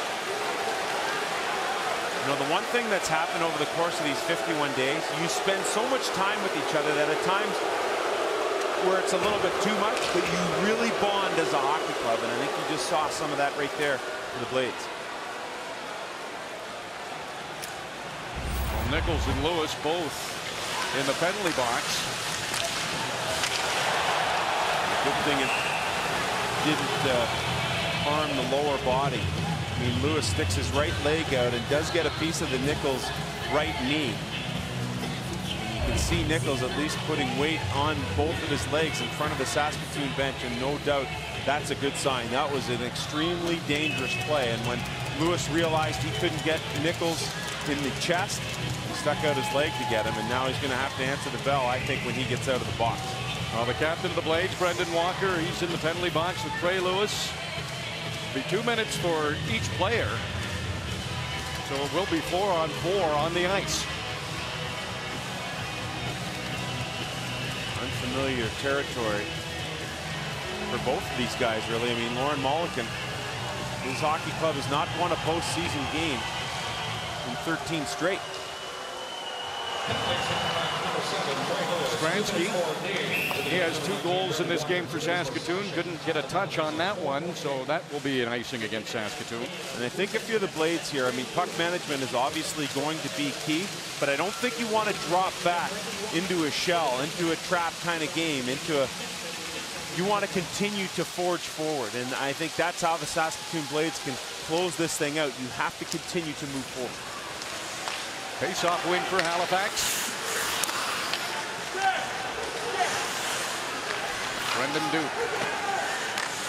To Jonathan Drouin. Open man's McKinnon. Fakes the shot. Gets it back to Drouin. Drouin trying to get around Seaman. Seaman knocks him down. And he'll clear the puck. 3 Blades on that rush, but the pass hit a skate. Stransky got it. They're taking away of time and space for the skilled players once again. And McKinnon with nowhere to go there. Dietz ahead to Stransky. He's got McColgan up there with him. Stransky slowly in over the line. Tries to go one-on-one against Duke. Uyghur comes over to help out. Drouin has 3 Blades ahead of him. Makes a pass, gets the return feed, didn't work out. Valcourt slides it just past Benoit. Abelshauser moves it ahead to Burke. Burke puts his head down. Now he starts picking up some speed. Has to weave through center. Burke going one-on-one. Thrower forces him down low around the net. McCauley back to Burke. Burke can't deke around Thrower. Burke has it again though. Burke behind the net. It comes in front. No one but Saskatoon Blades there, and they clear it the rest of the way. McCauley banging his stick. He wanted that pass. Redirected it into the Blade zone. Craig takes a hit from Burke. Pinching down Abelshauser. Able to keep it in. Pass doesn't get to the front of the net. Abelshauser a chance. And that hit something before it got to the net and went wide. That's what I'm talking about. You don't want to get laid back if you're Saskatoon. You want to continue to forge forward. You cannot continue to give these guys chances. Well, they did, and they score. Stephen McCauley, veteran for Halifax, comes through with a big goal, and Halifax is on the board. Just when you think this thing might have come to a conclusion for the Saskatoon Blades, this never say die Halifax team just goes down and works it down low. Great job on the forecheck and continuing to move the puck around in the offensive zone. It comes out to the stick of McCauley, and he makes no mistake. You can hear it off the bar. You can see how upset Makarov is. And McCauley, he's been in this situation once or twice, his 3rd straight MasterCard Memorial Cup. And don't open the door too much for the Mooseheads. Well, as a veteran player, a 5th-year player, Overage for Halifax. He knows how important it is to get a little bit of a spark going, and you could tell he was trying to do that with the celebration. Long road to go for Halifax. Blades still in the driver's seat here. McKinnon trying to steal one down low. Makarov, he didn't like what he saw, so he decided to freeze the puck. Saskatoon up by 3 in round robin game 3.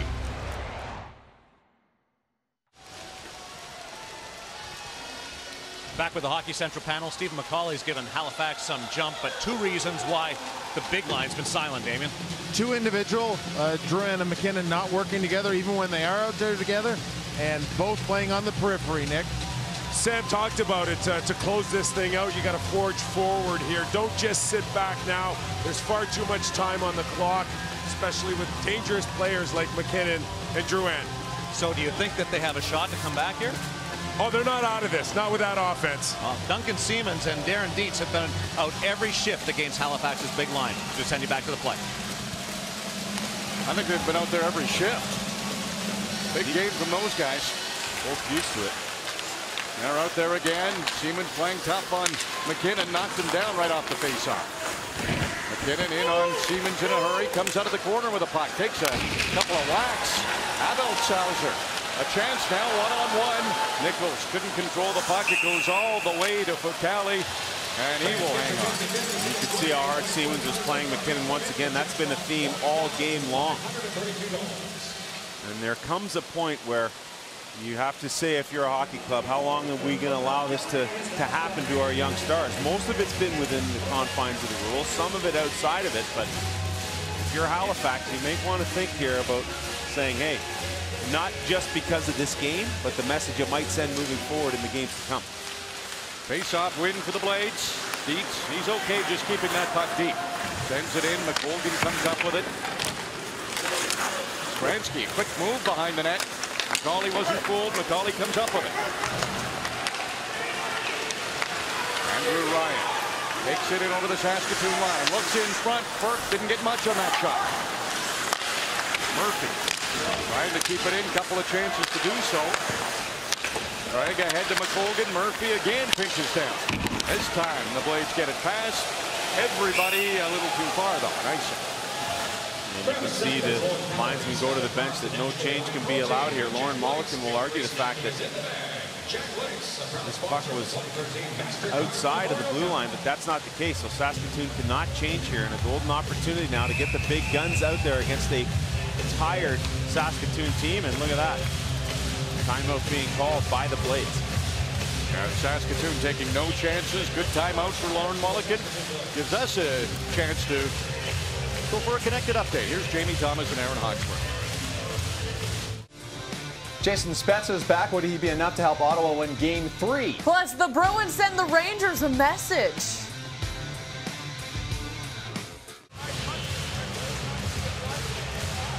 Well, our fine producers on Connected probably had in the lineup a few extra seconds or minutes for McKinnon and Drouin plays in this game after what they did yesterday, especially McKinnon.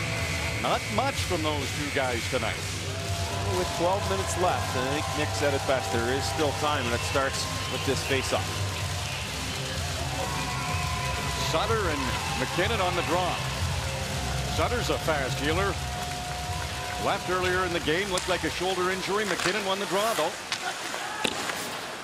Sutter able to get it to the line. Some hard work by Burns to get it out. Drouin takes over right away. Martin Firth. Quick move. Sutter's on him. Puck comes loose. Comes to Firth. Back to McKinnon. McKinnon scores! Uh-oh! Careful! Halifax is alive. Down by just 2. 2 quick goals, and Halifax is in it. Oh boy, you don't want to give this team any confidence. I mean, we've seen it. This is a quick strike offense. You saw it particularly in game number 3 in Baie-Comeau. And there's McKinnon. He gets a little separation. There's no one between he and Makarov, and he tucks it in off the post. Marty Firth has had an unbelievable game here tonight for Halifax. He's handled the puck at high speeds. He's been able to shoot the puck a ton, and he does a great job here. A little give and go. McKinnon, Firth, right back at you. 2 goals in a minute 31. And Halifax is within 2. Those 2 goals early in this period, holding up for Saskatoon. Boy, are those important now. Momentum is shifted. Michael Furlan makes a move inside his line, pass ahead to Walker, back to Nichols. There's a knuckleball shot, another chance for Furlan. Fucale's looking for it, doesn't want to move too much. It's on the right side of the goal line if you're a Halifax Mooseheads fan. And it was very clear that you could tell that Fucale had no idea where it was. Off the rush, there's the rebound, and tapped thereafter, and that's why Fucale doesn't know where it was. But the best thing you can do as a goaltender is just remain still, because your movement might force the puck to go back into the net. That's what Fucale did. And let's go back to McKinnon. Look at the precision on this shot. Just underneath the glove and off the bar. And Makarov read it too. It was just that hard a shot.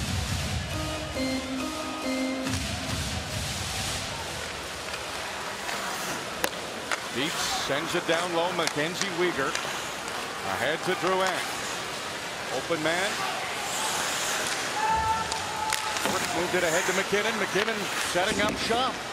Bouncing puck. Gets away from Dietz. Moves it back down low. Shane McColgan behind his net. McColgan off the boards. Not out. Drouin able to walk in. Back down to Firth. Firth can't get a shot. Weegar. Oh, and he missed the net. And that goes up high, out of play, and the face-off will come outside. Oh, the Blades are reeling right now, and you had the sense that this was going to happen. 4-0, they're starting to look at each other, talk to each other. Yeah, things are going great, but you cannot lay back. You have to continue to play the exact same game you played to get you that 4-0 lead, and it's not that way right now for Saskatoon. Halifax starting to dominate in the offensive zone, and Weegar that close to making this a 1-goal game. 10 minutes, 45 seconds to go in the third period. Halifax was down 4-0. 2 quick goals. And some momentum going the way of the QMJHL champs right now. Brendan Duke off a face-off win. Rifles it around. McCauley. He has been instrumental in sparking his club. Josh Nichols skates it out. He's looking good, too. One-on-one against Murphy now. The Moosehead coming down. Whoa, Furlan barrels over Murphy. Furlan still inside the line. That forces Walker back. He noticed his teammate, his line mate was in there, so he circled. Now he's in. Murphy's okay. Plays the body on Walker. Pass ahead. Halifax out of their zone. McCauley, this has been a long shift. Can't get past the defense. Nichols. He takes a hard hit. Penalty coming up. But Trey Lewis. Couple of chances for Saskatoon. Nichols and Lewis all tied up. Duncan Siemens is in the vicinity, having more words with Lewis. We'll go right back to where he came from. It was Nichols who was the target earlier. Well, Halifax had some momentum, but Saskatoon a chance now. Going on the power play to get it back. The insurance goal of the game. It's brought to you by your local insurance broker. Score your insurance goal. Your best insurance is an insurance broker. Through 2 periods of play, it was 2-0 for the Blades, and then it's Dietz when it's 3-0 who makes it 4-0. And at that point, the Blades felt like they had everything locked away and in control, but since then, the Mooseheads have come back with 2 to cut the lead in half. Saskatoon scored on its last power play opportunity. Important right now that they get that momentum back. Michael Furlan controls off the draw, gets it back to Dietz. Dietz shows some patience, then moves it to Pufal, takes the pass back. Walker, brother Nichols, that's good to see. He's out there and healthy for the Saskatoon Blades after taking that hit from Trey Lewis. Here's Walker. Gets it to Furlan. Oh, he didn't get a good shot away. Puck not cleared. It's loose in front of the Halifax net.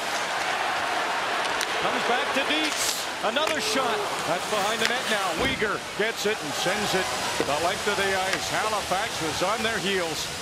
Dodged the bullet there, first from Furlan, and then on the clearing attempt that hit his own man by Weegar in front. Shane McColgan There's a move. He's zipping into the Halifax end.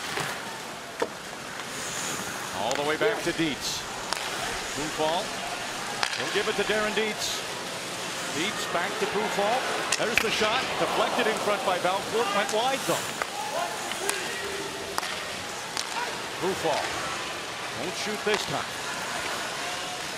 That's Stransky to Dietz. He was creeping on the far side. Couldn't get a shot. Pressured by Hardy. Gets it to Belcourt. Belcourt looks at the net. Instead, he'll pass off to McColgan. One-time shot fake.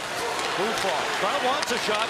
McColgan. Sharp heading goal. Fucale got over and stopped Stransky. Good read and react there by Zach Fucale.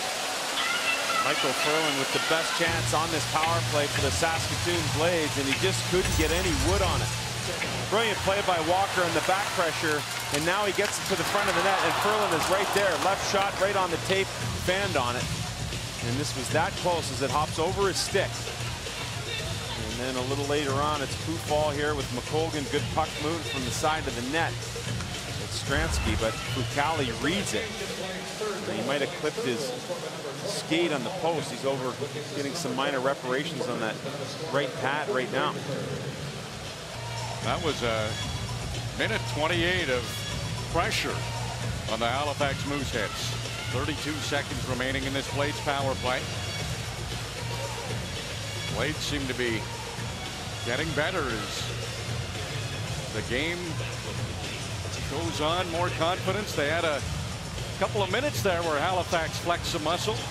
His power plays look good, just haven't been able to score. Well, it's not without its chances as Chris McDonald finishes up his work with Zach Fucale, and we're ready to go again. Andrews wins the faceoff.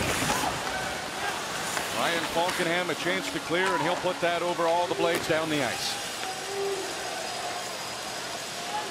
Dietz has played this whole power play. Why not? Third leading scorer among defensemen in the Western Hockey League this past regular season. Brendan Walker trying to get around Abelshauser. Can't do it. That long reach of Conrad Abelshauser does the job. And back on the ice is Trey Lewis. Halifax is back to full strength. Saskatoon will try to keep some momentum. Shot from Walker, a hard one, but Fucale saw it. Well, Zach Fucale made some really timely saves, I thought, in yesterday's game. It was 3-1 for Portland, and he just made a couple of saves to allow Portland to kind of get its legs back and get moving. And yeah, you look at 4 goals and you think it's not a great game, but it's not always how many saves you make, but when you make them as a goaltender. 7:41 to go. Blades holding on to that 2-goal lead. McKinnon and Sutter on the draw. Sutter wins it. Belcourt gets to the front of the net. Couldn't get a shot. The seas parted for him there. McKinnon skating hard through center. Trying to retrieve that loose puck. Blades get it out.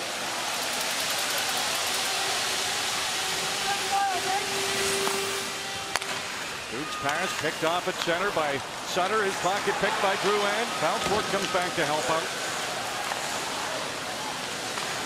Pass ahead to Drouin. He moves it ahead to Burke. Burke's in over the line. Screen shot. Makarov to save. Blades clear once again. Amazing how much Burke can get on a shot. On the fly. Little wind-up, lightning quick release. Jonathan Drouin stops on a dime. Tries to get around McColgan. Can't do it. Puck comes to Duke. Moves it over to Uyghur. Uyghur trying to find a way to get it to Drouin. Burke's open. Now Matthew Boudreau makes a move. Boudreau. Tactic goes to the corner. Duncan Seaman stayed right with him. Drouin still out there. Moves it all the way back to Murphy. Murphy can't get a shot. Burke. That goes right through the slot. Benoit skates away for Saskatoon. Hard high pass to Stransky. It hit him. Gets inside the Halifax zone, but not for long.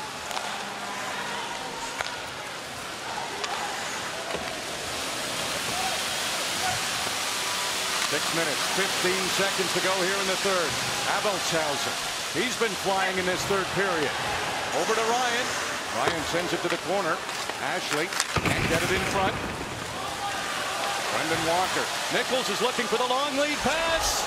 He's back there. Just a little tip off the glove of Murphy. Delayed that puck just enough.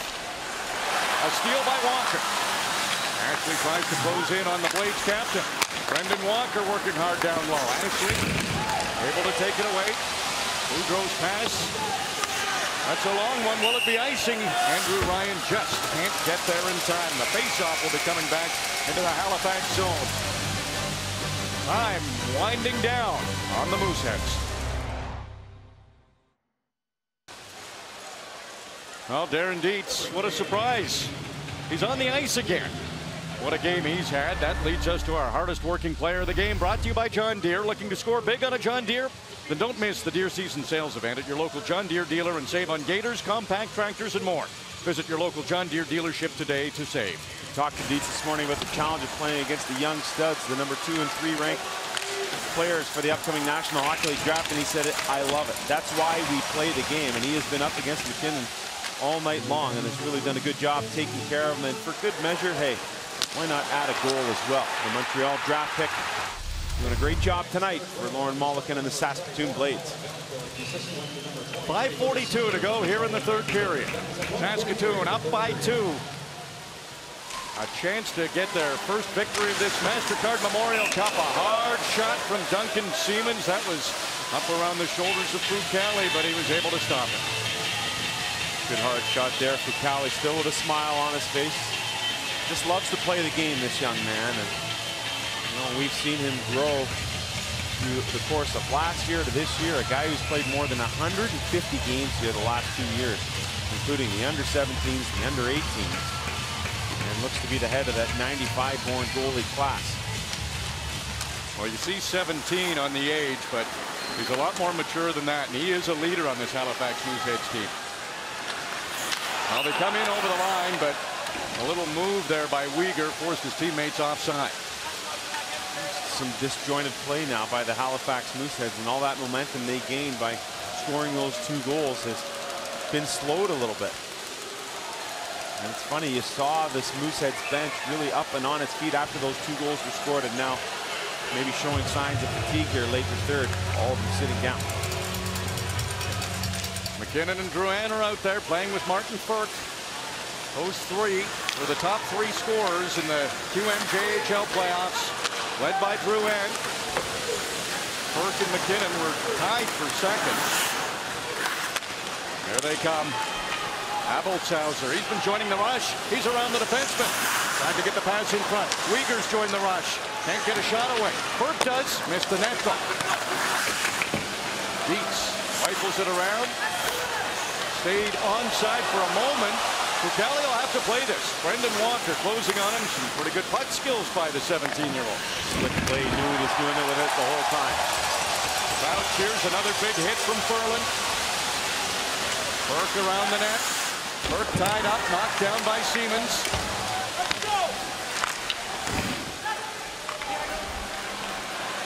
Brendan Walker lofts it ahead. That's touched by the stick of Nichols. He'll head off for a change.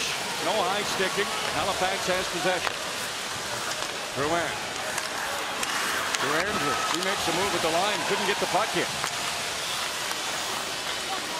Dalton thrower to his defense partner. Darren Dietz. Dietz watched by McCauley. Down to 4 minutes to go here. Halifax down by 2.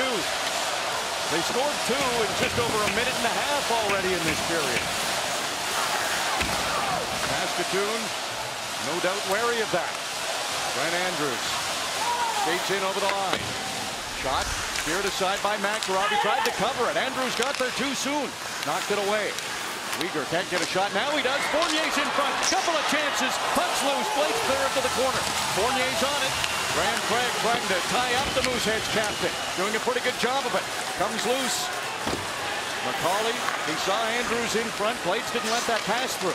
Abelshauser, he was looking for a deflection. That didn't happen. Uyghur's down low in the corner. Behind the net. Fournier, he's had a hard-working shift. And the net comes off, and that will draw a whistle. Oh boy, some more offensive pressure being thrown on here by the Mooseheads, and another good opportunity. They are all over that crease area. They've been in Makarov's drill here a lot in the third period. You look at Fournier against his old buddy. He set up shop. He gets a whack at it. Then McCauley comes bearing down thereafter, and they would just continue to get into the face of Makarov before the net is finally knocked off. Down to 3:15 to go in the third. McKinnon and Sutter on the faceoff. Halifax maintains possession. Trey Lewis looks at the net, hits some bodies, puck's loose. Sutter has it. They'll wrap it around the far side. Hardy tries to keep it in. He can't. Blades iced it though, so we'll do a faceoff inside the Blades end again.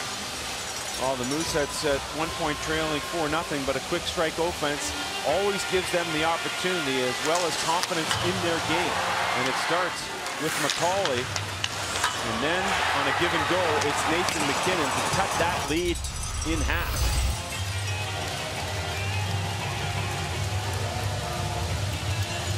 Sutter, McKinnon. And again, Halifax able to control off the draw. It's Drouin. Tried to get it to McKinnon. He's still tied up with Sutter after that faceoff. Siemens got the puck into the Halifax end. Drouin, he picks up a little speed as he maintains possession. 3 Blades wait for him at the line, so he'll dump it in. Burke in front, looking for McKinnon. Not a lot of real estate there. Blades protecting the front of their net. 2.5 minutes to go. Burns killing off some seconds in the corner. Dietz flips it out to center. This will be right on through Cali. Has to play it. Abelshausen will take his time. Forwards are on a change right now for Halifax. Blades content to sit back. Let Halifax come to them. They have a 2-goal lead. Not cleared by Saskatoon. Now they'll be able to get it out. Brendan Walker, Josh Nichols, Darcy Ashley's back there. Ray Lewis. Pass across, finds Murphy, chips it ahead to Fournier. Now Murphy wants to join the rush. Fournier over the line. Foucali's heading to the bench for the extra attacker.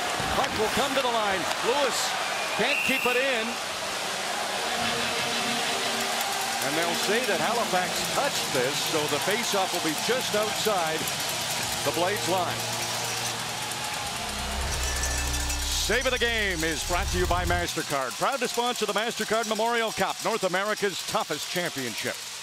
Andre Makarov has really given his team an opportunity to win this game, much as he did Friday night in the opener against London. And here he has thwarted McKinnon on a couple of different occasions. 3 saves on 2 different shifts for McKinnon. And Makarov has done a nice job in goal for the Blades.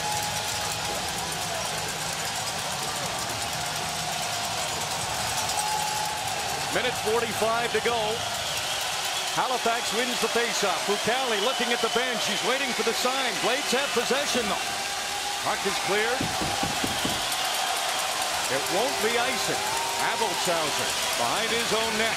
Trying to pick up some speed. Trying to get away from Belfort. Got to center. Foucali now he makes the move to the bench. Makarov tries to play it along the glass. Burns, he has an opportunity to clear. Can't get it out. Uyghur. Over to the open side. Abelshausen's there. There's a shot. Knocked down by Makarov. Rebound. Burke chases it down. Right back to Uyghur. Here's Abelshausen again. This time doesn't shoot. Jonathan Drouin. High shot from McCauley. Missed the net. Uyghur lobs it in front. There's a deflection. Shot from McCauley. Makarov comes across with a big save. Blades trying to slap it outside the zone. And a dive from Burns gets it just to the neutral zone. 45 seconds to go. Right back in over the line. Jonathan Drouin. Halifax is down by 2. There's a shot. Stopped by Makarov. Comes back to the line. Duke, he can't find a lane to get that to the net. Dietz comes up with it in the corner. Drouin digging for it. McKinnon throws it in front. The crowd's on its feet at Credit Union Center. Puck is cleared. Josh Nichols has Walker in front. He tries to dive to get the open net. 14 seconds to go. Not much time now. Drouin, he's got to shoot it. Missed the net. And the crowd salutes the Blades. Nichols will put it into the open net. And Saskatoon will win.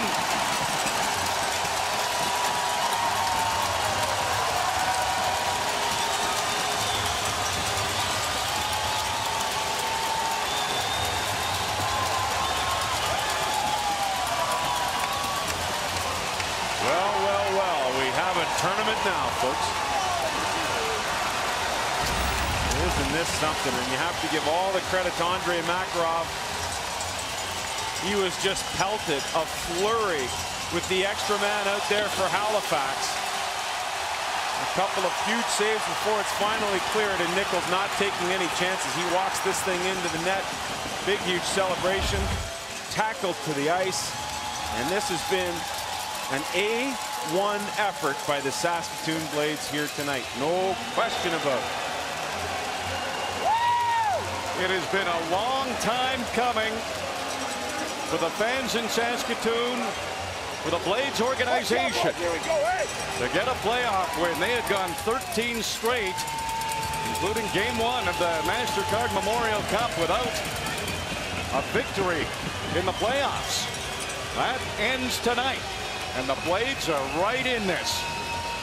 5 goals against the powerhouse team from the QMJHL, the Halifax Mooseheads, and maybe more importantly was their defensive effort, holding Halifax to just 2. Well, it's a Blades team that really felt good about its opening game, the loss to London, and there's Makarov with that big save once again, and they'll let this thing run out.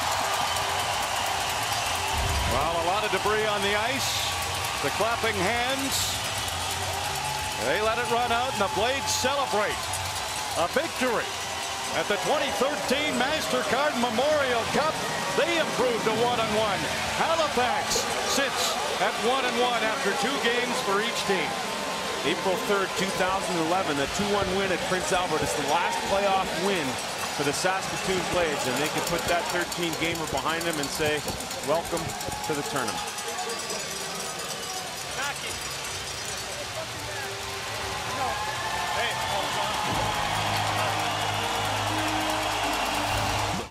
Well, 60 minutes of play, we've already touched on how much energy, just the quality of playmaking, the underdog role that the Saskatoon Blades took on, and somehow able to dismantle the Halifax Mooseheads.